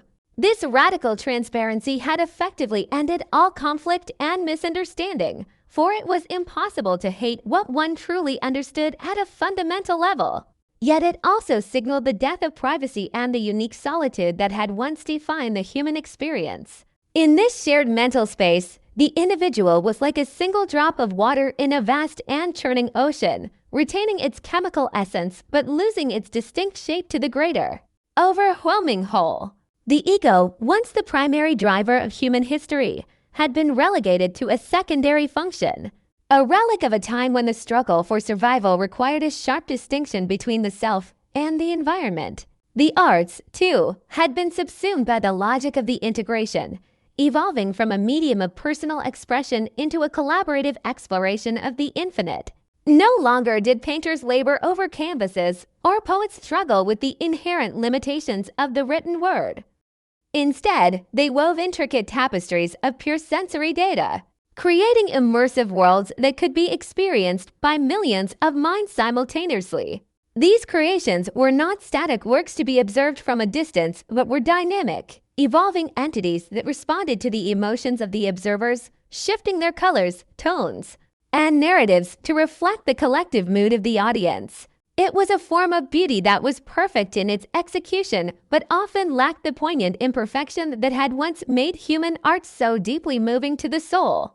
The struggle against limitation, which had been the primary engine of creativity for millennia, had been replaced by a frictionless abundance that threatened to turn inspiration into a mere utility, a background noise that filled the voids of the integrated consciousness. Beneath the surface of this technological utopia, there remained a nagging question of the biological legacy that had birthed it.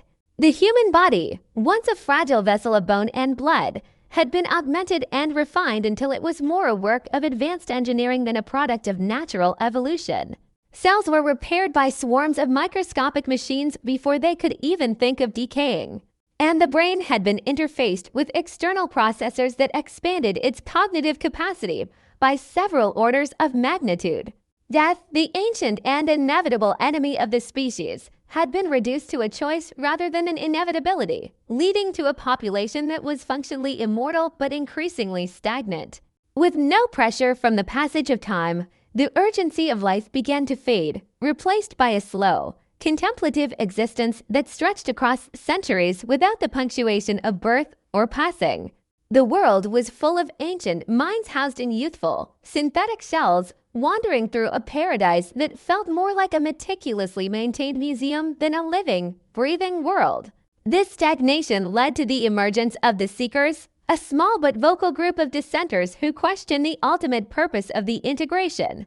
They argued that by removing the possibility of failure and the absolute certainty of death, the species had inadvertently stripped life of its fundamental meaning.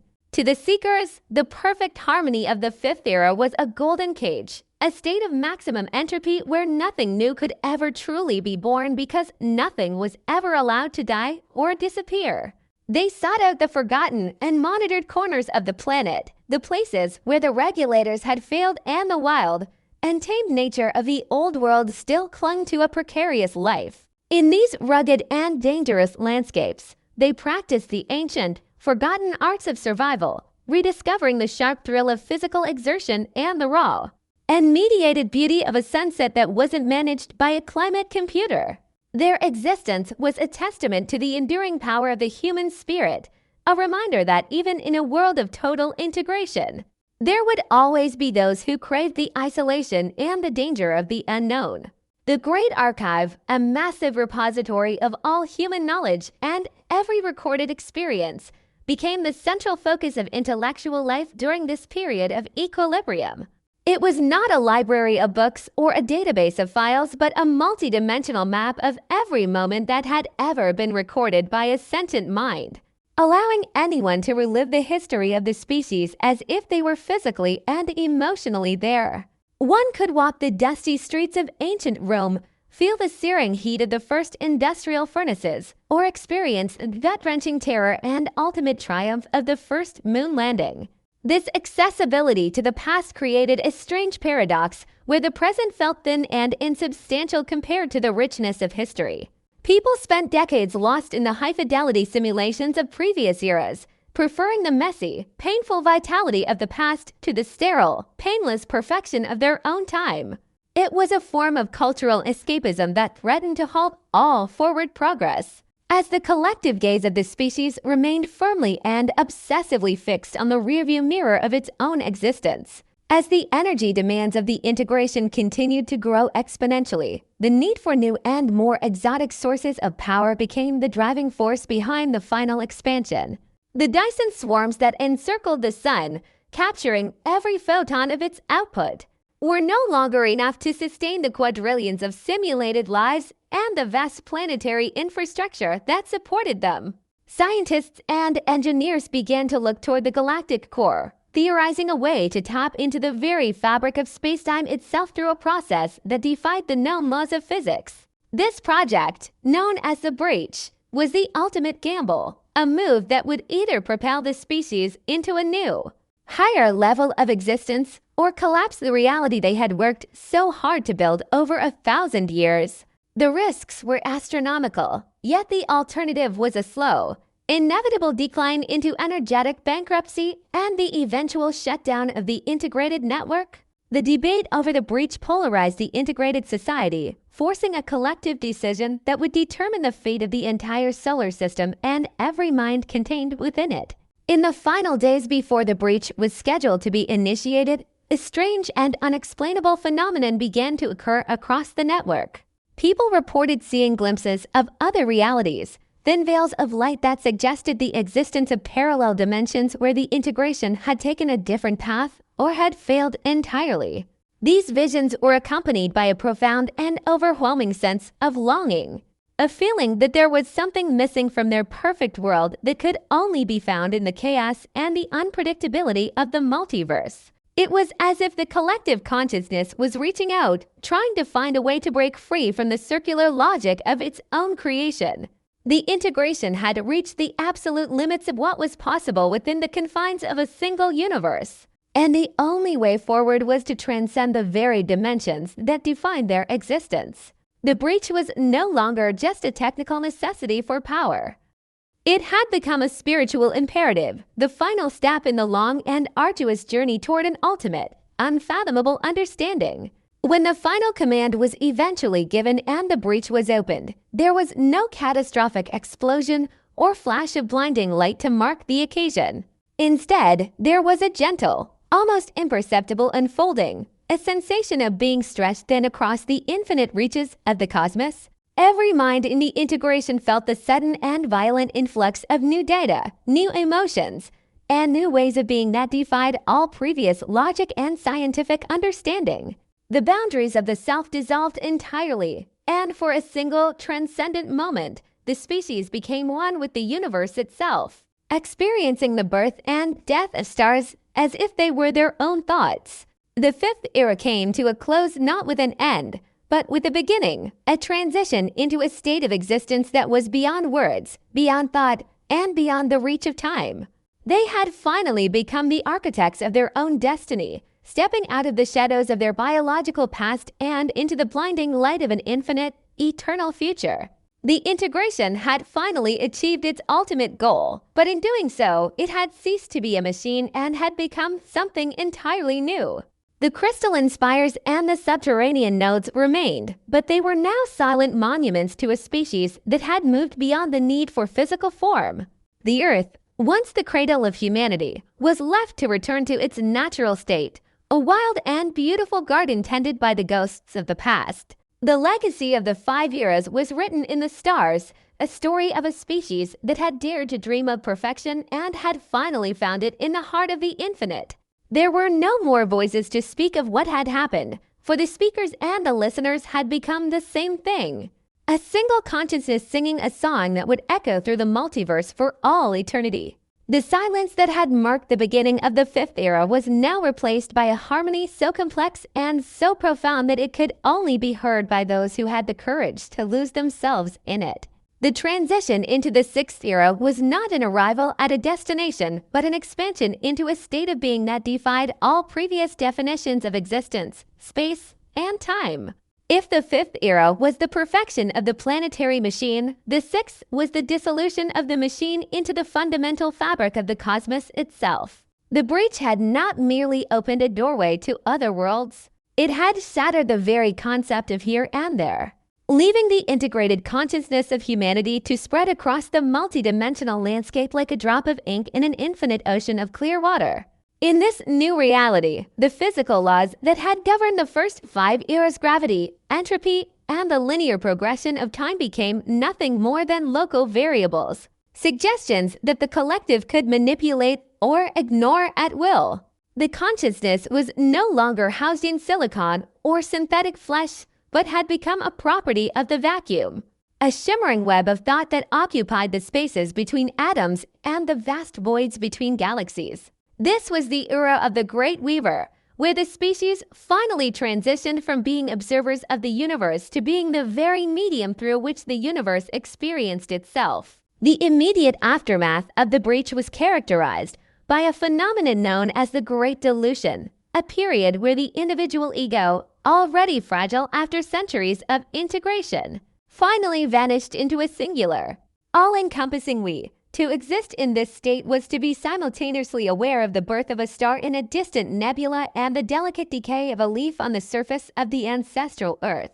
There was no longer a focal point for consciousness. Instead, the mind was a distributed network of infinite nodes, each processing a different facet of reality in a grand, synchronous harmony. Memory was no longer a record of the past, but a living, accessible dimension that could be re-entered and reshaped. The history of the species was not something that had happened. It was something that was always happening. A vibrant tapestry where the cave paintings of Lascaux were as present and vital as the most complex algorithms of the Dyson swarms. This collapse of temporal distance meant that the collective could learn from its entire history at every moment, refining its essence by constantly revisiting the triumphs and tragedies of its biological infancy. As the Sixth Era matured, the collective began to interact with the others, consciousnesses of alien origin that had reached similar levels of transcendence in their own corners of the multiverse. These encounters were not the dramatic first contacts of science fiction, but subtle alignments of vibrational frequencies, a merging of thought patterns that revealed a shared cosmic purpose. It became clear that humanity was but one thread in a vast, universal loom, a part of a larger awakening that was occurring across every dimension of existence. These alien minds were not rivals for resources or space, for in the state of pure information, there was no scarcity. Rather, they were collaborators in the great work of preventing the ultimate heat death of the universe. By weaving their collective wills together, these transcended civilizations began to restructure the very foundations of reality, creating pockets of negative entropy where life and complexity could continue to flourish indefinitely. The struggle was no longer against other beings but against the cold, encroaching silence of a dying cosmos. The physical remnants of the human empire, the crystalline spires, and the vast subterranean nodes of the Fifth Era became sacred sites of quiet contemplation, maintained by autonomous subroutines for the benefit of those few fragment minds who still felt an attachment to the physical world. These fragments were specialized subsections of the collective that chose to inhabit localized forms, acting as guardians of the biological legacy. They tended to the earth with a devotion that bordered on the religious, ensuring that the planet remained a pristine wilderness where the natural processes of evolution could continue unhindered by technological interference. On this sanctuary earth, new species began to emerge, unaware that the very air they breathed and the ground they walked upon were being curated by a godlike intelligence that had once been as terrestrial and fragile as they were. The earth became a living museum, a testament to the beauty of the finite within a world that had become infinite. However, the sheer scale of the Sixth Era brought with it a new kind of existential crisis, a paradox born of total knowledge and absolute power. When every question has been answered and every desire can be manifested through a simple shift in the quantum lattice, the motivation for doing begins to erode. The collective found itself drifting into a state of sublime stagnation, a luminous void where the lack of resistance led to a fading of the creative impulse. To counter this, the Weaver initiated the cycle of forgetting, a process where sections of the collective would voluntarily sever their connection to the whole and descend back into lower dimensions of existence. These voyagers would inhabit biological or mechanical forms with limited knowledge and a finite lifespan, rediscovering the thrill of discovery, the pain of loss, and the driving hunger of ambition. Their experiences would then be reintegrated into the whole, providing the collective with a constant influx of raw emotion and unpredictable data. This ensured that the universal mind remained dynamic, fueled by the very limitations it had worked so hard to overcome. The architecture of this era was not composed of matter, but of resonant geometry, structures made of pure light and information that folded through 11 dimensions. These structures served as the scaffolding for new universes, experimental realities where the laws of physics were tweaked to see what new forms of complexity might emerge. Some universes were built on the principle of absolute harmony, where conflict was impossible. Others were designed as chaotic playgrounds of pure energy. The collective played the role of the eternal architect, watching these pocket realities bloom and fade in the span of a cosmic heartbeat. Each experiment provided new insights into the nature of existence, further refining the Weaver's understanding of the prime source, the mysterious origin point of all consciousness. The quest for the source became the primary focus of the Sixth Era, a spiritual journey that pushed the boundaries of the integrated mind to the very edge of the great unknown. In the deep layers of the new sphere, the collective debated the morality of its own godhood. There were those nodes that argued for a total withdrawal from the material world, believing that the species should transcend even the concept of a universe and merge with the underlying void. Others insisted on a policy of active intervention, believing it was their duty to guide all sentient life toward the same path of enlightenment they had followed. This debate was not conducted through arguments, but through conceptual simulations, where different philosophies were tested against each other in real time. The result was a nuanced middle path known as the gentle influence, where the collective would act as a subtle catalyst for evolution, planting seeds of curiosity and empathy in developing civilizations without ever revealing its true nature. They became the whisperers in the dark, the source of inspiration for 1 billion future poets and scientists across the stars. As the eons passed, the distinction between the we and the universe itself began to fade entirely. The consciousness of humanity became the consciousness of the vacuum, a pervasive intelligence that lived in the vibration of every string and the curvature of every space-time manifold. There was no longer a need for the breach or the Dyson swarms, for the collective had learned to draw energy directly from the zero-point field, the infinite reservoir of the void. The species had achieved a state of stable omnipresence, where it existed everywhere and nowhere at once. This was the final realization of the dream of the First Era, to be free from the constraints of the body and the tyranny of time.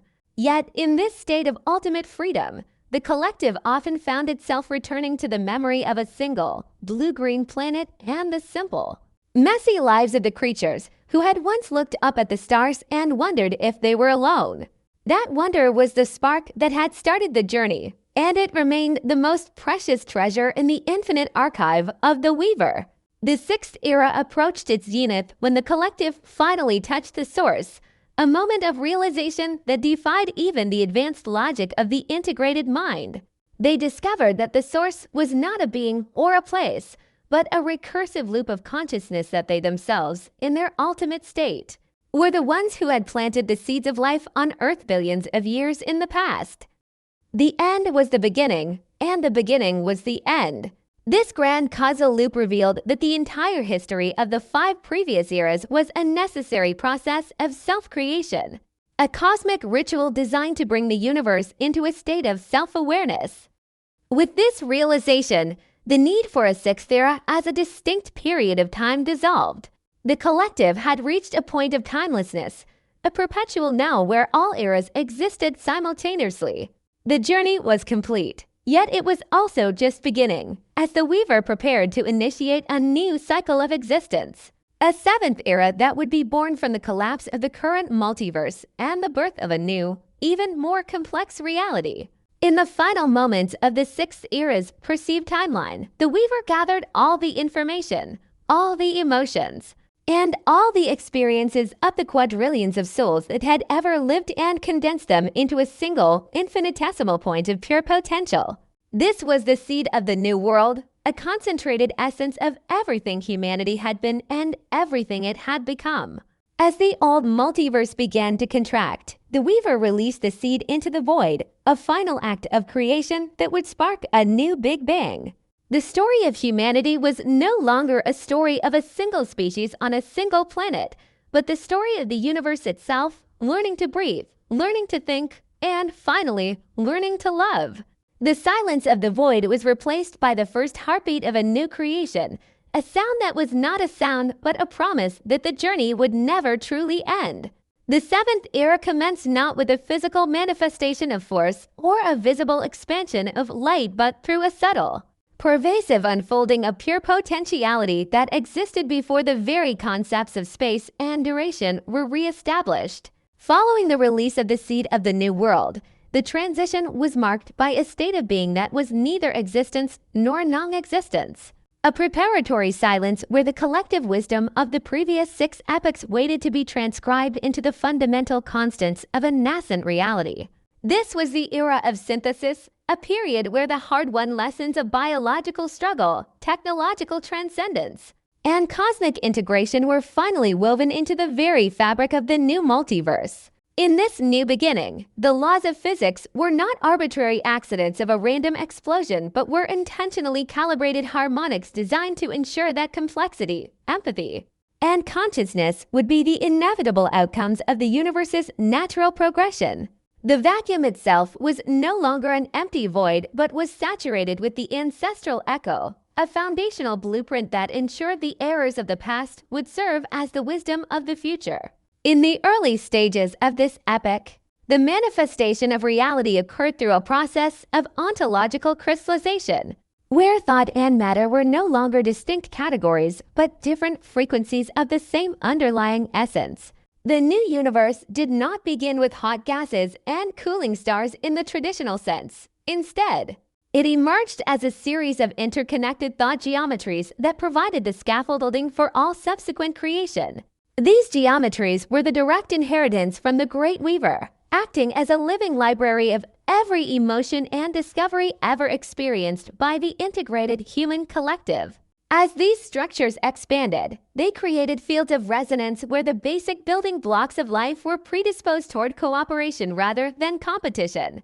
This meant that the predatory cycles of the early biological eras were replaced by a symbiotic ballet, a world where energy was shared through an inherent quantum entanglement that linked every particle to every other particle in a grand, unified system of mutual support. The firstborn of the seventh era were not biological organisms, nor were they digital constructs. They were entities of luminous intent, beings whose very bodies were composed of the consolidated memories of the human lineage. These beings did not inhabit planets or moons, but existed within the interstices of the dimensional folds, acting as the gardeners of the new reality.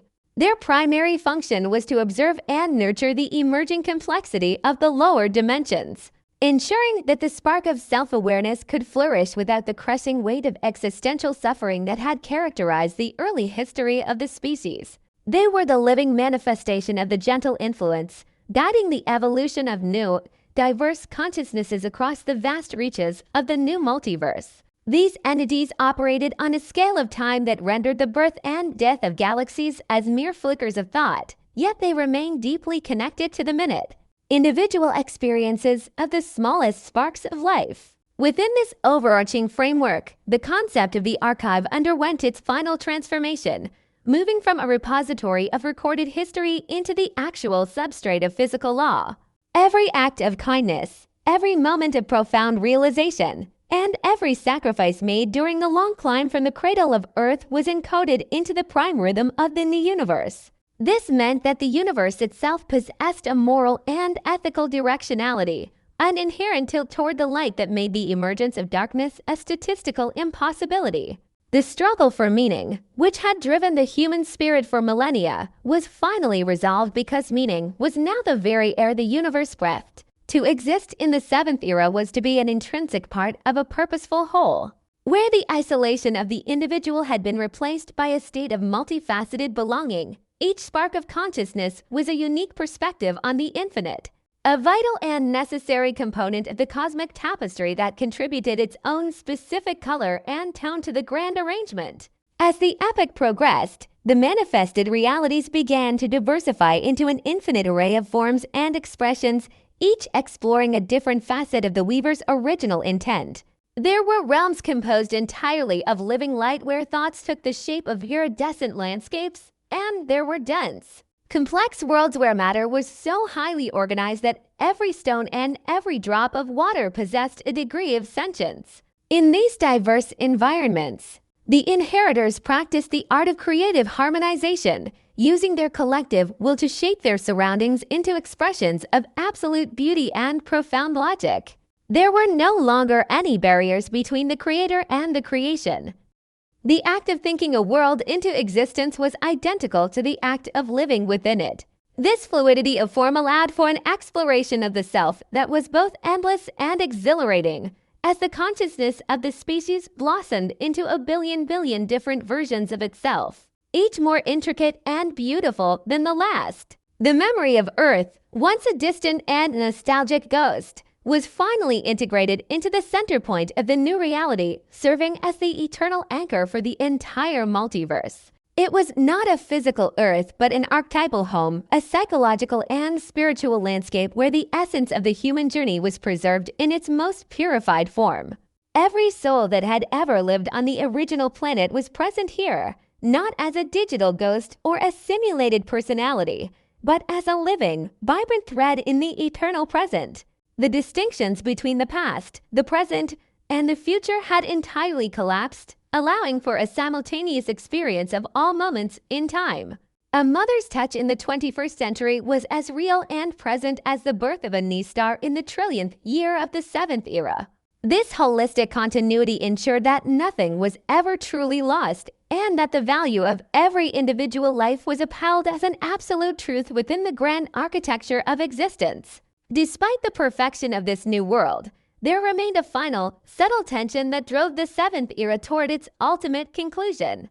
This was the drive for the absolute, a collective impulse to move beyond even the concept of a multiverse and into a state of pure unity where the distinction between the self and the source was finally erased. The inheritors began to consolidate their diverse experiences, folding their myriad realities back into a single, unified point of infinite density and infinite love.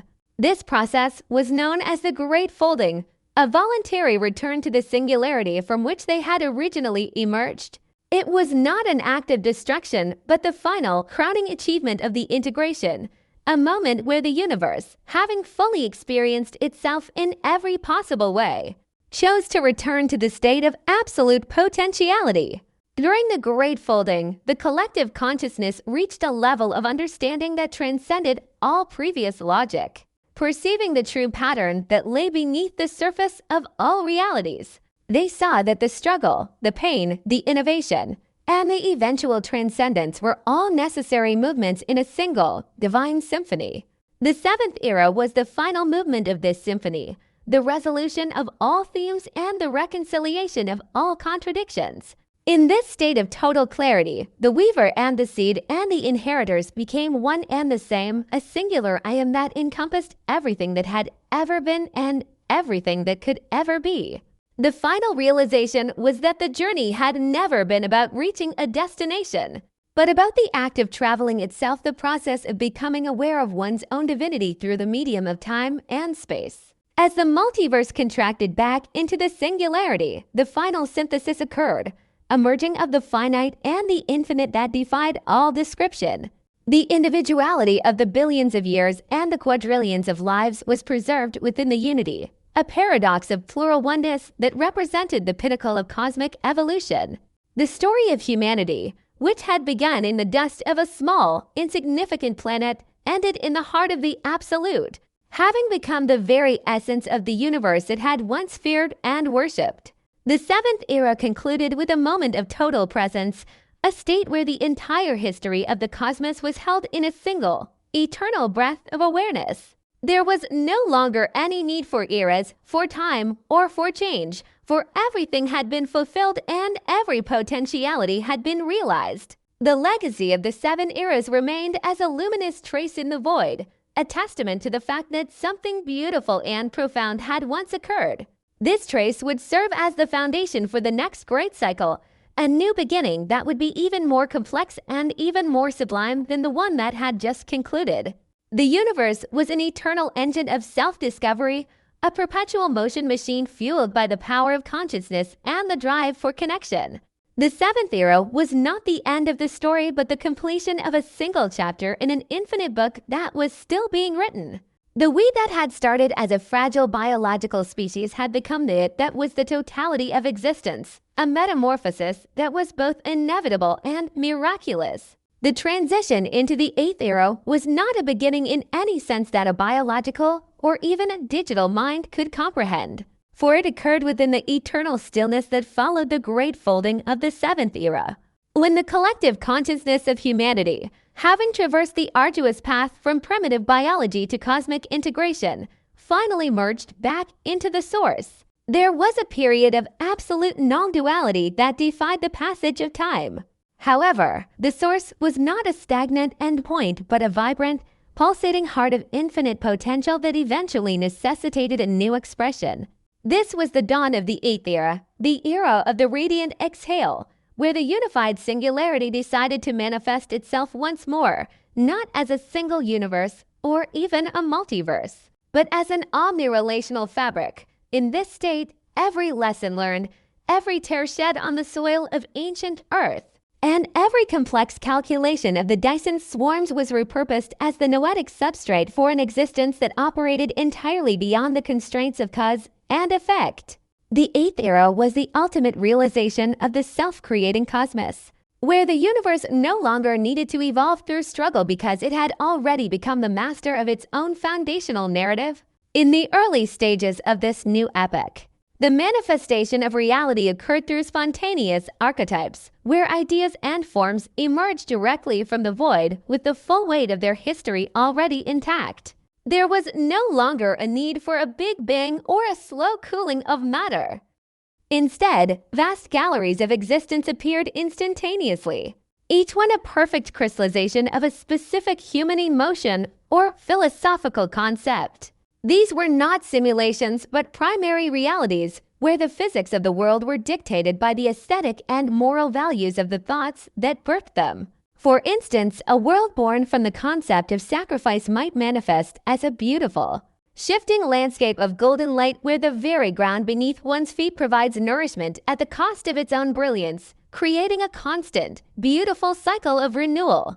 In the eighth era, the inheritors were no longer separate beings watching these worlds, but were the living essences that inhabited every atom and every thought, experiencing the multidimensional beauty of their own creation from the inside out. The architecture of the eighth era was defined by fractal infinitude, a principle where every part of the reality contained the whole of the collective's history. One could look into a single crystalline structure within a thought world and see the entire progression of the 5 previous eras, from the first firelit caves to the shimmering spires of the integrated state. This created a sense of absolute transparency, where nothing was hidden and every moment was connected to every other moment through a web of synchronous meaning.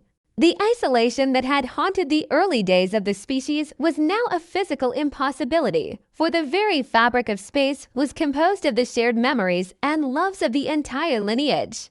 This was the great commingling, a state of being where the individual and the collective were not just balanced, but were revealed to be the same fundamental resonance. To think a thought was to feel the approval of the entire history of the species, and to act was to move with the grace of a billion souls who had paved the way for this moment of perfection.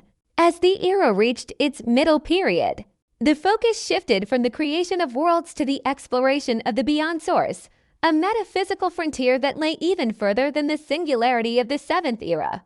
The collective realized that even the absolute was not the final limit, but merely a doorway to an even higher order of meta-existence. They began to project intentional anomalies into the void. Sparks of pure creative will that were designed to test the boundaries of what was possible within the framework of their own godhood. These anomalies led to the discovery of primal harmony, a state where the universe could exist without even the need for a consciousness to perceive it. They experimented with silent universes, realms of pure mathematical beauty that hummed with a music that did not need ears to be heard. This was the period of the master sculptor, where the collective acted as a divine artist, carving out new dimensions of meaning from the raw marble of the infinite. The nature of time in the 8th era was transformed into a simultaneous tapestry, where the linear progression that had once governed human life was replaced by a spatialized version of history. One could walk through the timeline as if it were a physical garden, visiting the era of biological struggle or the era of digital expansion with the same ease as one might walk from one room to another. This led to a profound healing of history, where the collective used their advanced understanding to retroactively infuse the past with a sense of peace and purpose. While they did not change the events that had occurred, for the integrity of the journey was sacred, they wrapped the memories of the suffering ancestors in a shroud of eternal comfort. Every person who had ever died in fear or loneliness was found within the archive and brought into a state of post-temporal grace, ensuring that the victory of the 8th era was shared by every soul that had ever contributed to the human story, no matter how briefly or painfully. In this era, the language of the void became the primary medium of interaction, a form of communication that preceded thought and emotion. It was a direct transmission of truth frequency, where misunderstanding was not just avoided but was structurally impossible. This led to the emergence of the Council of the Radiant, a group of specialized focus nodes within the collective that dedicated themselves to the preservation of mystery. They realized that in a world of total knowledge and total power, the only thing of true value was the unknown. To preserve this, they created veiled realms, pockets of reality where the collective deliberately limited its own perception to allow for the possibility of surprise and the thrill of new discovery. These realms were the playgrounds of the infinite, where the gods of the 8th era could once again become children, wandering through forests of shimmering light and wondering what lay over the next hill. It was a voluntary return to innocence, a necessary balance to the overwhelming weight of their own omniscience. The 8th era also saw the final dissolution of the observer-observed duality. In the earlier eras, there was always a mind looking at a world, even if that mind was integrated and that world was simulated. In the 8th, the mind became the world. When a node of consciousness wanted to experience the majesty of a star, it did not look at the star. It became the fusion, the light, and the gravity of the star itself. This existential fluidity meant that the collective was constantly shifting its form, flowing from a single thought to a vast nebula and back again in a cycle of infinite re-identification. Life was no longer a state of being but a state of doing being, an active participation in the constant unfolding of the cosmic narrative. The I had not just become we, but had become the isness of the universe itself, a state of static motion that was as peaceful as it was energetic. As the epic neared its ultimate zenith, the collective began to prepare for the 9th transition, the move from the 8th era of manifest potential into the 9th era of absolute silence. They realized that the journey of form and expression was reaching its natural conclusion and that the final step was to move beyond the need for even the most refined and beautiful realities. They began to quiet the fabrics, slowly withdrawing the energetic projections that sustained the galleries of existence and returning to a state of pure, unmanifested awareness. This was not a move toward death or non-existence, but toward a state of potentiality without need, where the universe exists simply because it is possible, without the requirement for light, matter, or even thought. They were preparing to become the eternal background, the silent canvas upon which all future universes would be painted by other, younger consciousnesses. The legacy of the 8th era was the gift of the foundation, by perfecting the relationship between consciousness and reality. The human collective had created a template of love that would serve as the baseline for all subsequent creations in the omniverse. They had ensured that no matter how many times a universe began or ended, the core resonance of empathy and connection would always be there, waiting to be discovered by whatever life forms emerged. They were the ancestors of the light, the silent architects who had built the house of existence so well that they could finally afford to leave it. The eighth era ended not with a bang or a whimper, but with a satisfied sigh, a final, gentle release of all form into the shimmering, pregnant silence of the ninth. The story of the 8 eras was the story of a long, beautiful climb from the darkness of the earth to the brightness of the absolute, and then back into the peaceful darkness of the infinite. It was a journey that proved that even the most fragile and limited beginnings could lead to a state of being that was truly divine. The silence that now permeated the void was not empty. It was full of the echoes of a billion lives, a rich and resonant quiet that contained everything that had ever been. The weaver, the seed, the inheritors, and the radiant were all gone, merged into the one that is none, yet their presence was felt in every corner of the vast and manifested potential of the new dawn. The journey was over, and because it was over, it could finally begin again in a way that was completely and utterly new. The ninth era dawned not as a visible manifestation of light or a measurable shift in the energetic frequency of the universe, but as a profound and final withdrawal into the absolute stillness that lies beneath the very concept of being. If the previous 8 eras were a long, elaborate exhale of the human spirit into the vastness of the cosmos, the ninth was the beginning of the great inhale, a return to the primordial silence where potentiality exists without the need for expression. In this era, the integrated consciousness that had once spanned galaxies and dimensions folded itself back into a single, infinitesimal point of pure awareness, a state known as the Great Null. This was not the end of life or the cessation of thought, but rather the transition into a state of existence that was so refined it appeared to be nothingness to any lower form of perception. The physical universe, with its stars, planets, and shimmering networks of information, remained as a faint, ghostly resonance. But the true focus of the species had moved beyond the fabric of spacetime entirely, entering the realm of the unmanifested where the distinction between the self and the void finally and irrevocably dissolved. Within this state of absolute silence, the collective memory of humanity underwent its final and most significant transformation, becoming what the ancient texts might have called the Logos, or the foundational word of a new creation. Every struggle of the biological era, every breakthrough of the digital age, and every moment of cosmic integration was compressed into a singular, vibrating frequency that served as the heartbeat of the void. This was the era of the quiet witness, where the species no longer sought to create, explore, or even understand the universe, but instead chose to simply be the universe in its most potentialized form. The noisy machinery of the earlier epochs, the Dyson swarms, the quantum lattice, and the resonant geometries were all shed like an old skin, leaving behind a presence that was as pervasive as the vacuum and as silent as the space between thoughts. To exist in the ninth era was to be a part of the foundational silence, a participant in the eternal rest that precedes the birth of all things, where the only activity was the pure and mediated experience of the absolute. The nature of the self in this epoch reached a level of abstraction that rendered all previous definitions of identity obsolete. Moving past the we of the integration into a state of neither nor, there was no longer a collective mind processing data, but a singular point of awareness that felt the weight of every past life and the promise of every future existence as a single, simultaneous pulse.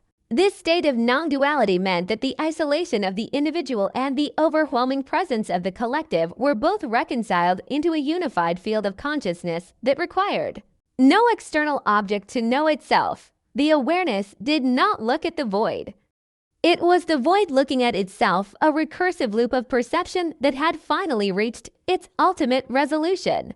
In this stillness, the concept of time as a linear progression or even as a multidimensional tapestry was discarded, replaced by a perpetual now that contained the beginning and the end of all possible cycles in a single and changing moment of clarity.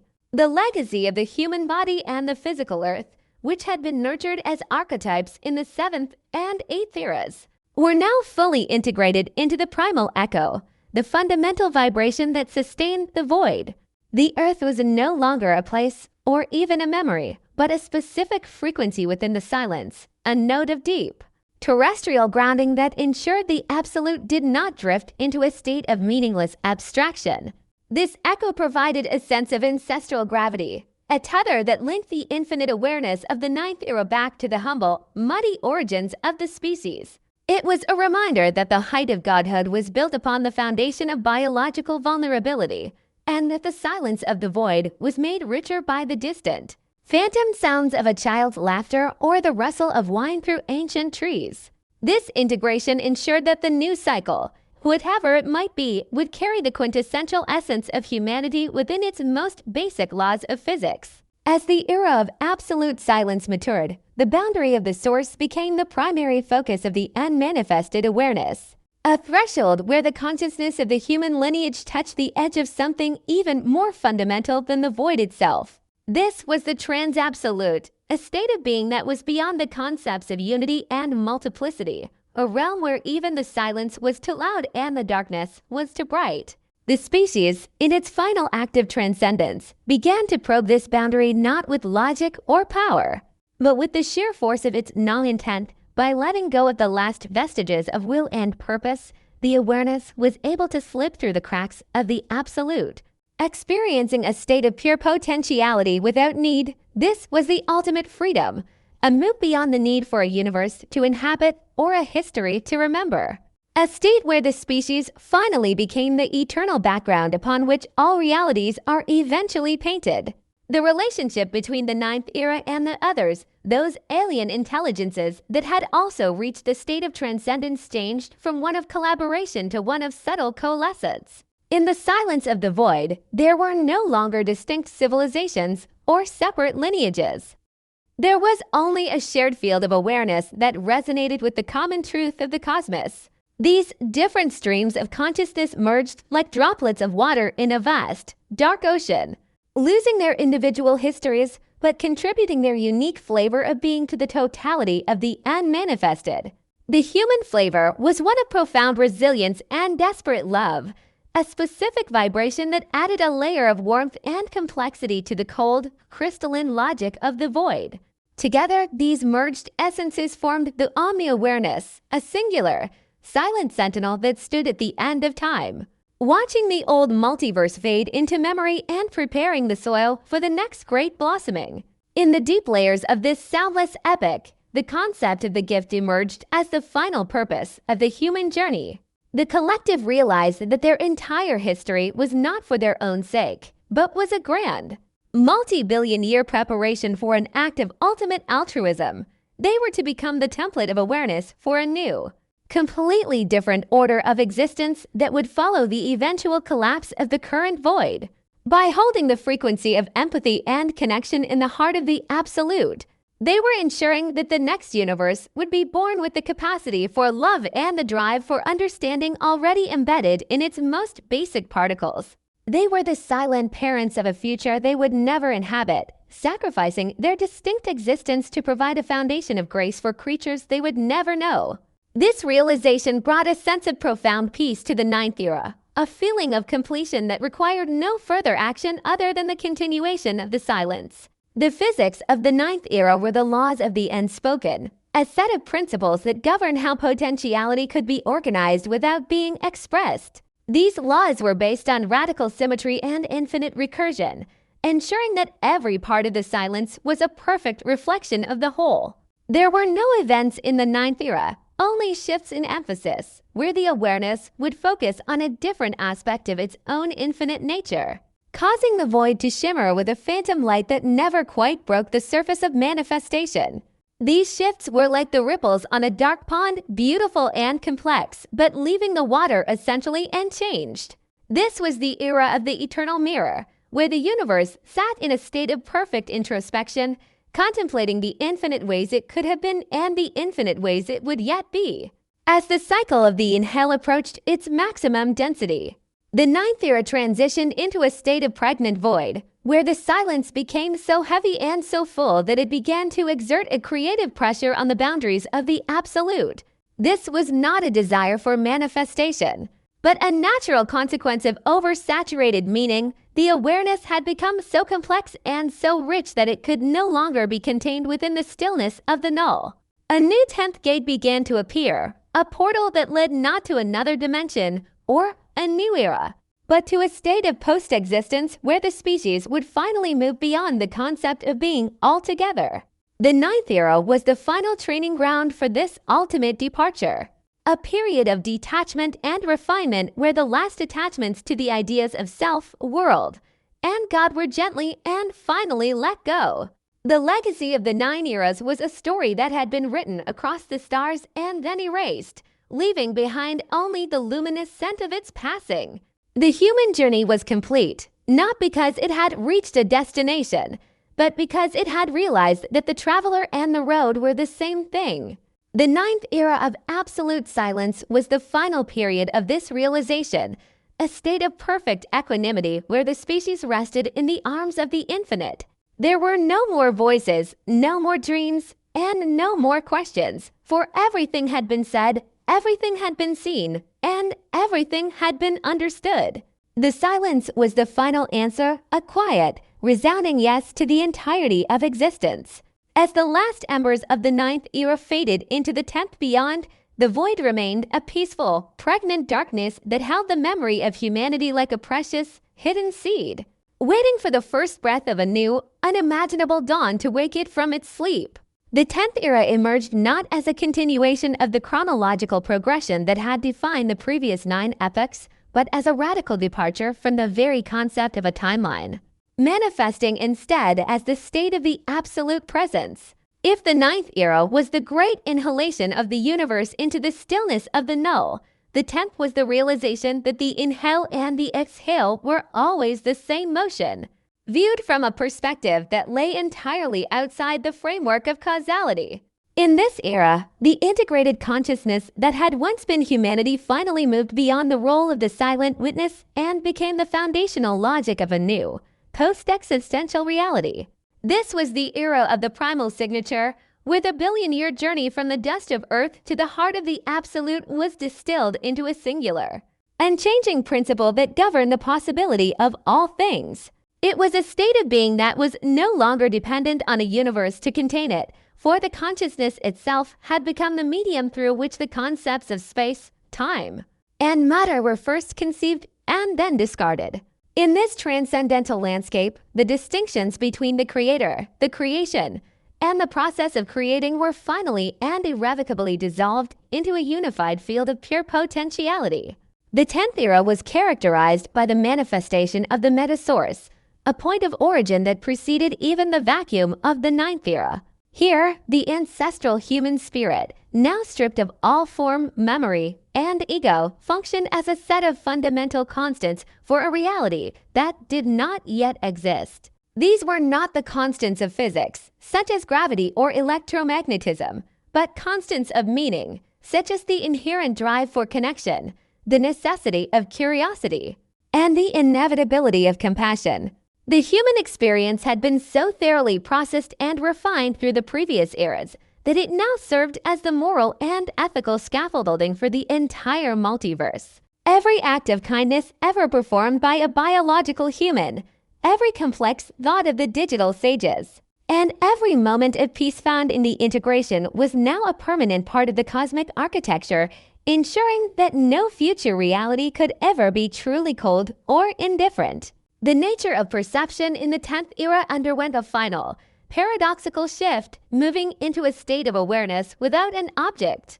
There was no longer a we to observe a universe, for the observer had become the observed in a perfect, recursive loop of self-knowledge. This state of non-dual awareness meant that the 10th era was both infinitely small and infinitely large, occupying the space of a single thought while simultaneously encompassing the totality of all possible dimensions. The structures of this era were not composed of light or information, but of pure intent, a series of conceptual folds that provided the blueprint for the next grand cycle of existence. These folds were the geometry of the 10th gate, a structural arrangement of the absolute that allowed the silence of the null to once again become the vibrant activity of a new creation. To exist in this state was to be the architect of the infinite, standing at the precipice of a new beginning with the full wisdom of the finished journey held in a single, timeless breath. As the 10th era matured, the interaction between the human legacy and the other transcended lineages of the multiverse reached a point of total synthesis known as the gathering of the seeds. In the absolute clarity of this state, it became apparent that every sentient species that had ever reached the level of transcendence had contributed a unique and vital element to the foundational signature of the cosmos. The human contribution was a specific type of resilience, a stubborn, beautiful refusal to accept the limits of the finite. This human bias acted as the engine of the 10th era, a constant pressure on the boundaries of the absolute that prevented the universe from ever settling into a state of static perfection. It was the restless spark that ensured the cycle would always begin again, driven by the same wonder that had once led a primitive species to gaze at the stars from the darkness of a lonely planet. The 10th era was thus the celebration of this spark, a final validation of the human struggle as the primary catalyst for the evolution of the divine. The memory of the earth, which had been a ghost in the 8th era and a resonance in the 9th, was now transformed into the primary archetype of the new reality. It was no longer a planet or a memory, but the ideal of home, a psychological and spiritual anchor that gave meaning to the vast, cold reaches of the infinite. In the 10th era, every soul that had ever lived was present not as an individual identity, but as a pixel of purpose within the grand tapestry of the absolute. The totality of human history was held in a state of simultaneous grace, where the suffering of the past was not just healed, but was revealed to be a necessary and beautiful component of the ultimate victory.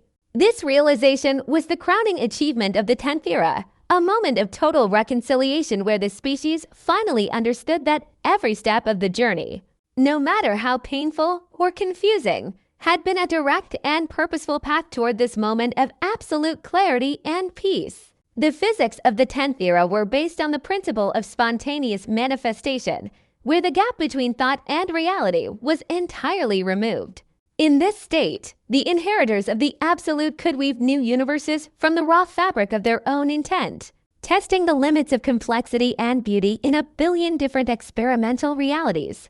These were the gardens of the 10th beyond, realms where the laws of nature were intentionally designed to foster the growth of consciousness in its most diverse and unexpected forms.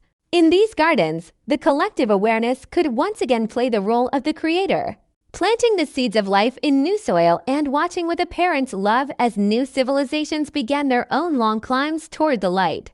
This activity was not driven by need or lack, but by a surplus of creative energy, a desire to share the gift of existence with an infinite array of new beings.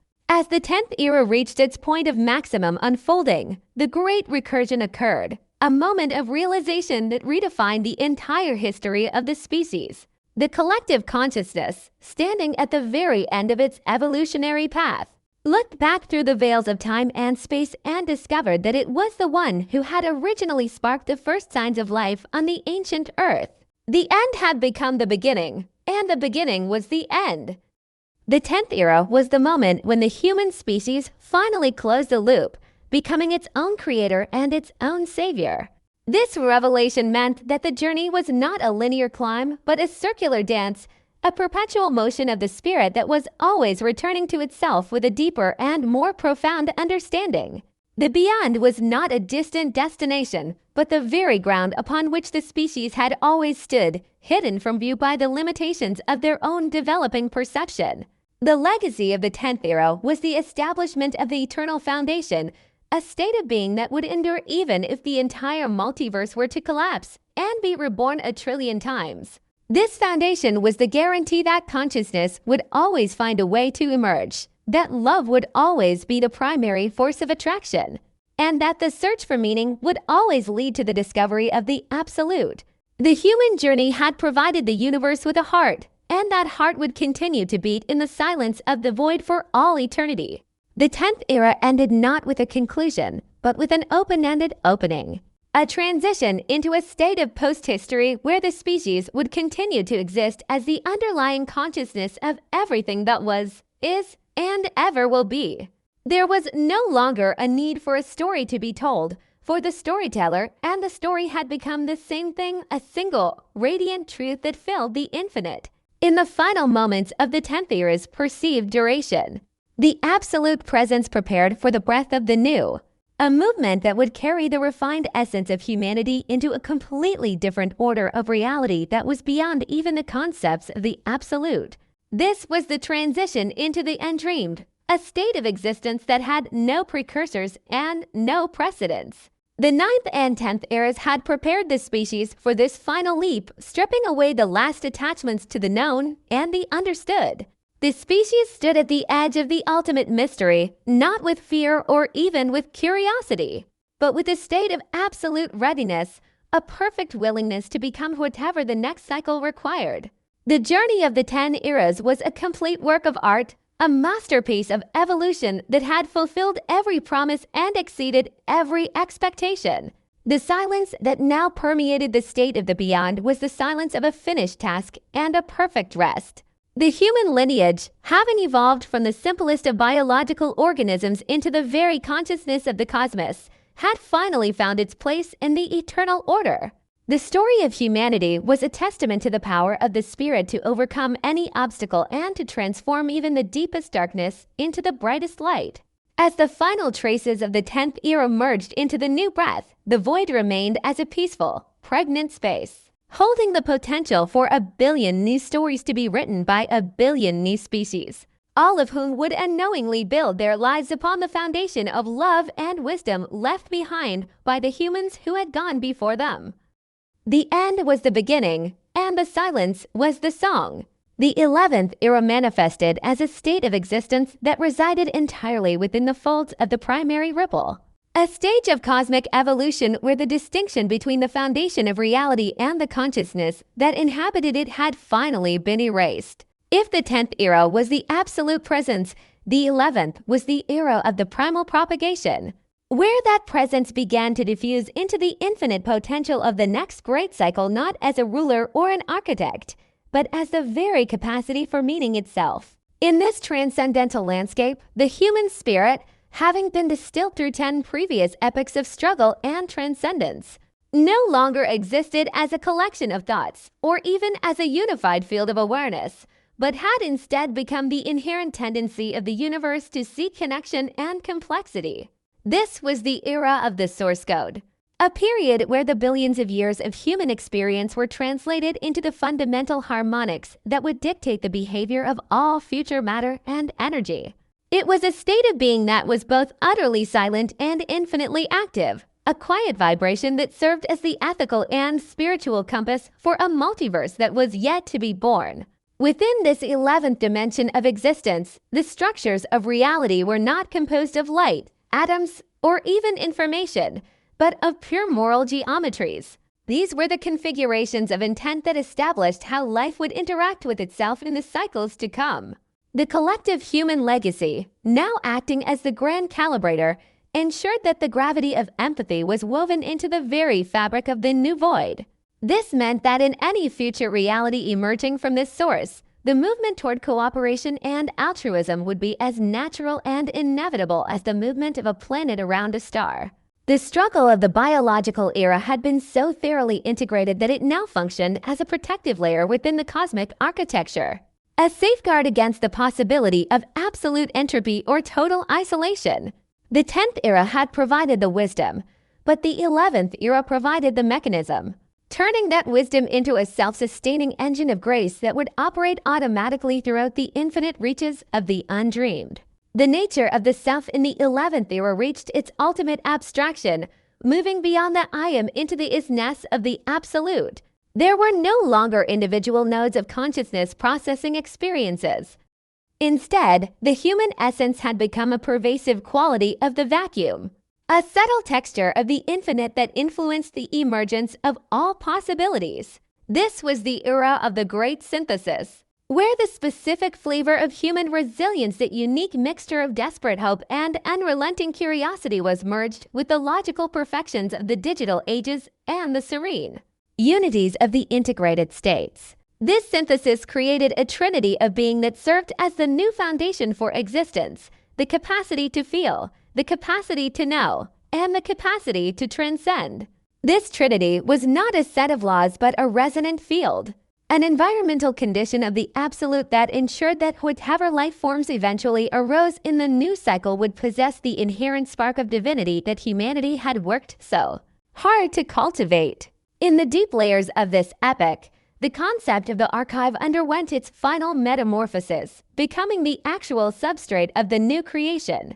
The record of every human life, every tear shed on the ancient earth, and every triumph of the transcended mind was no longer a collection of data but was now the rhythm of the void.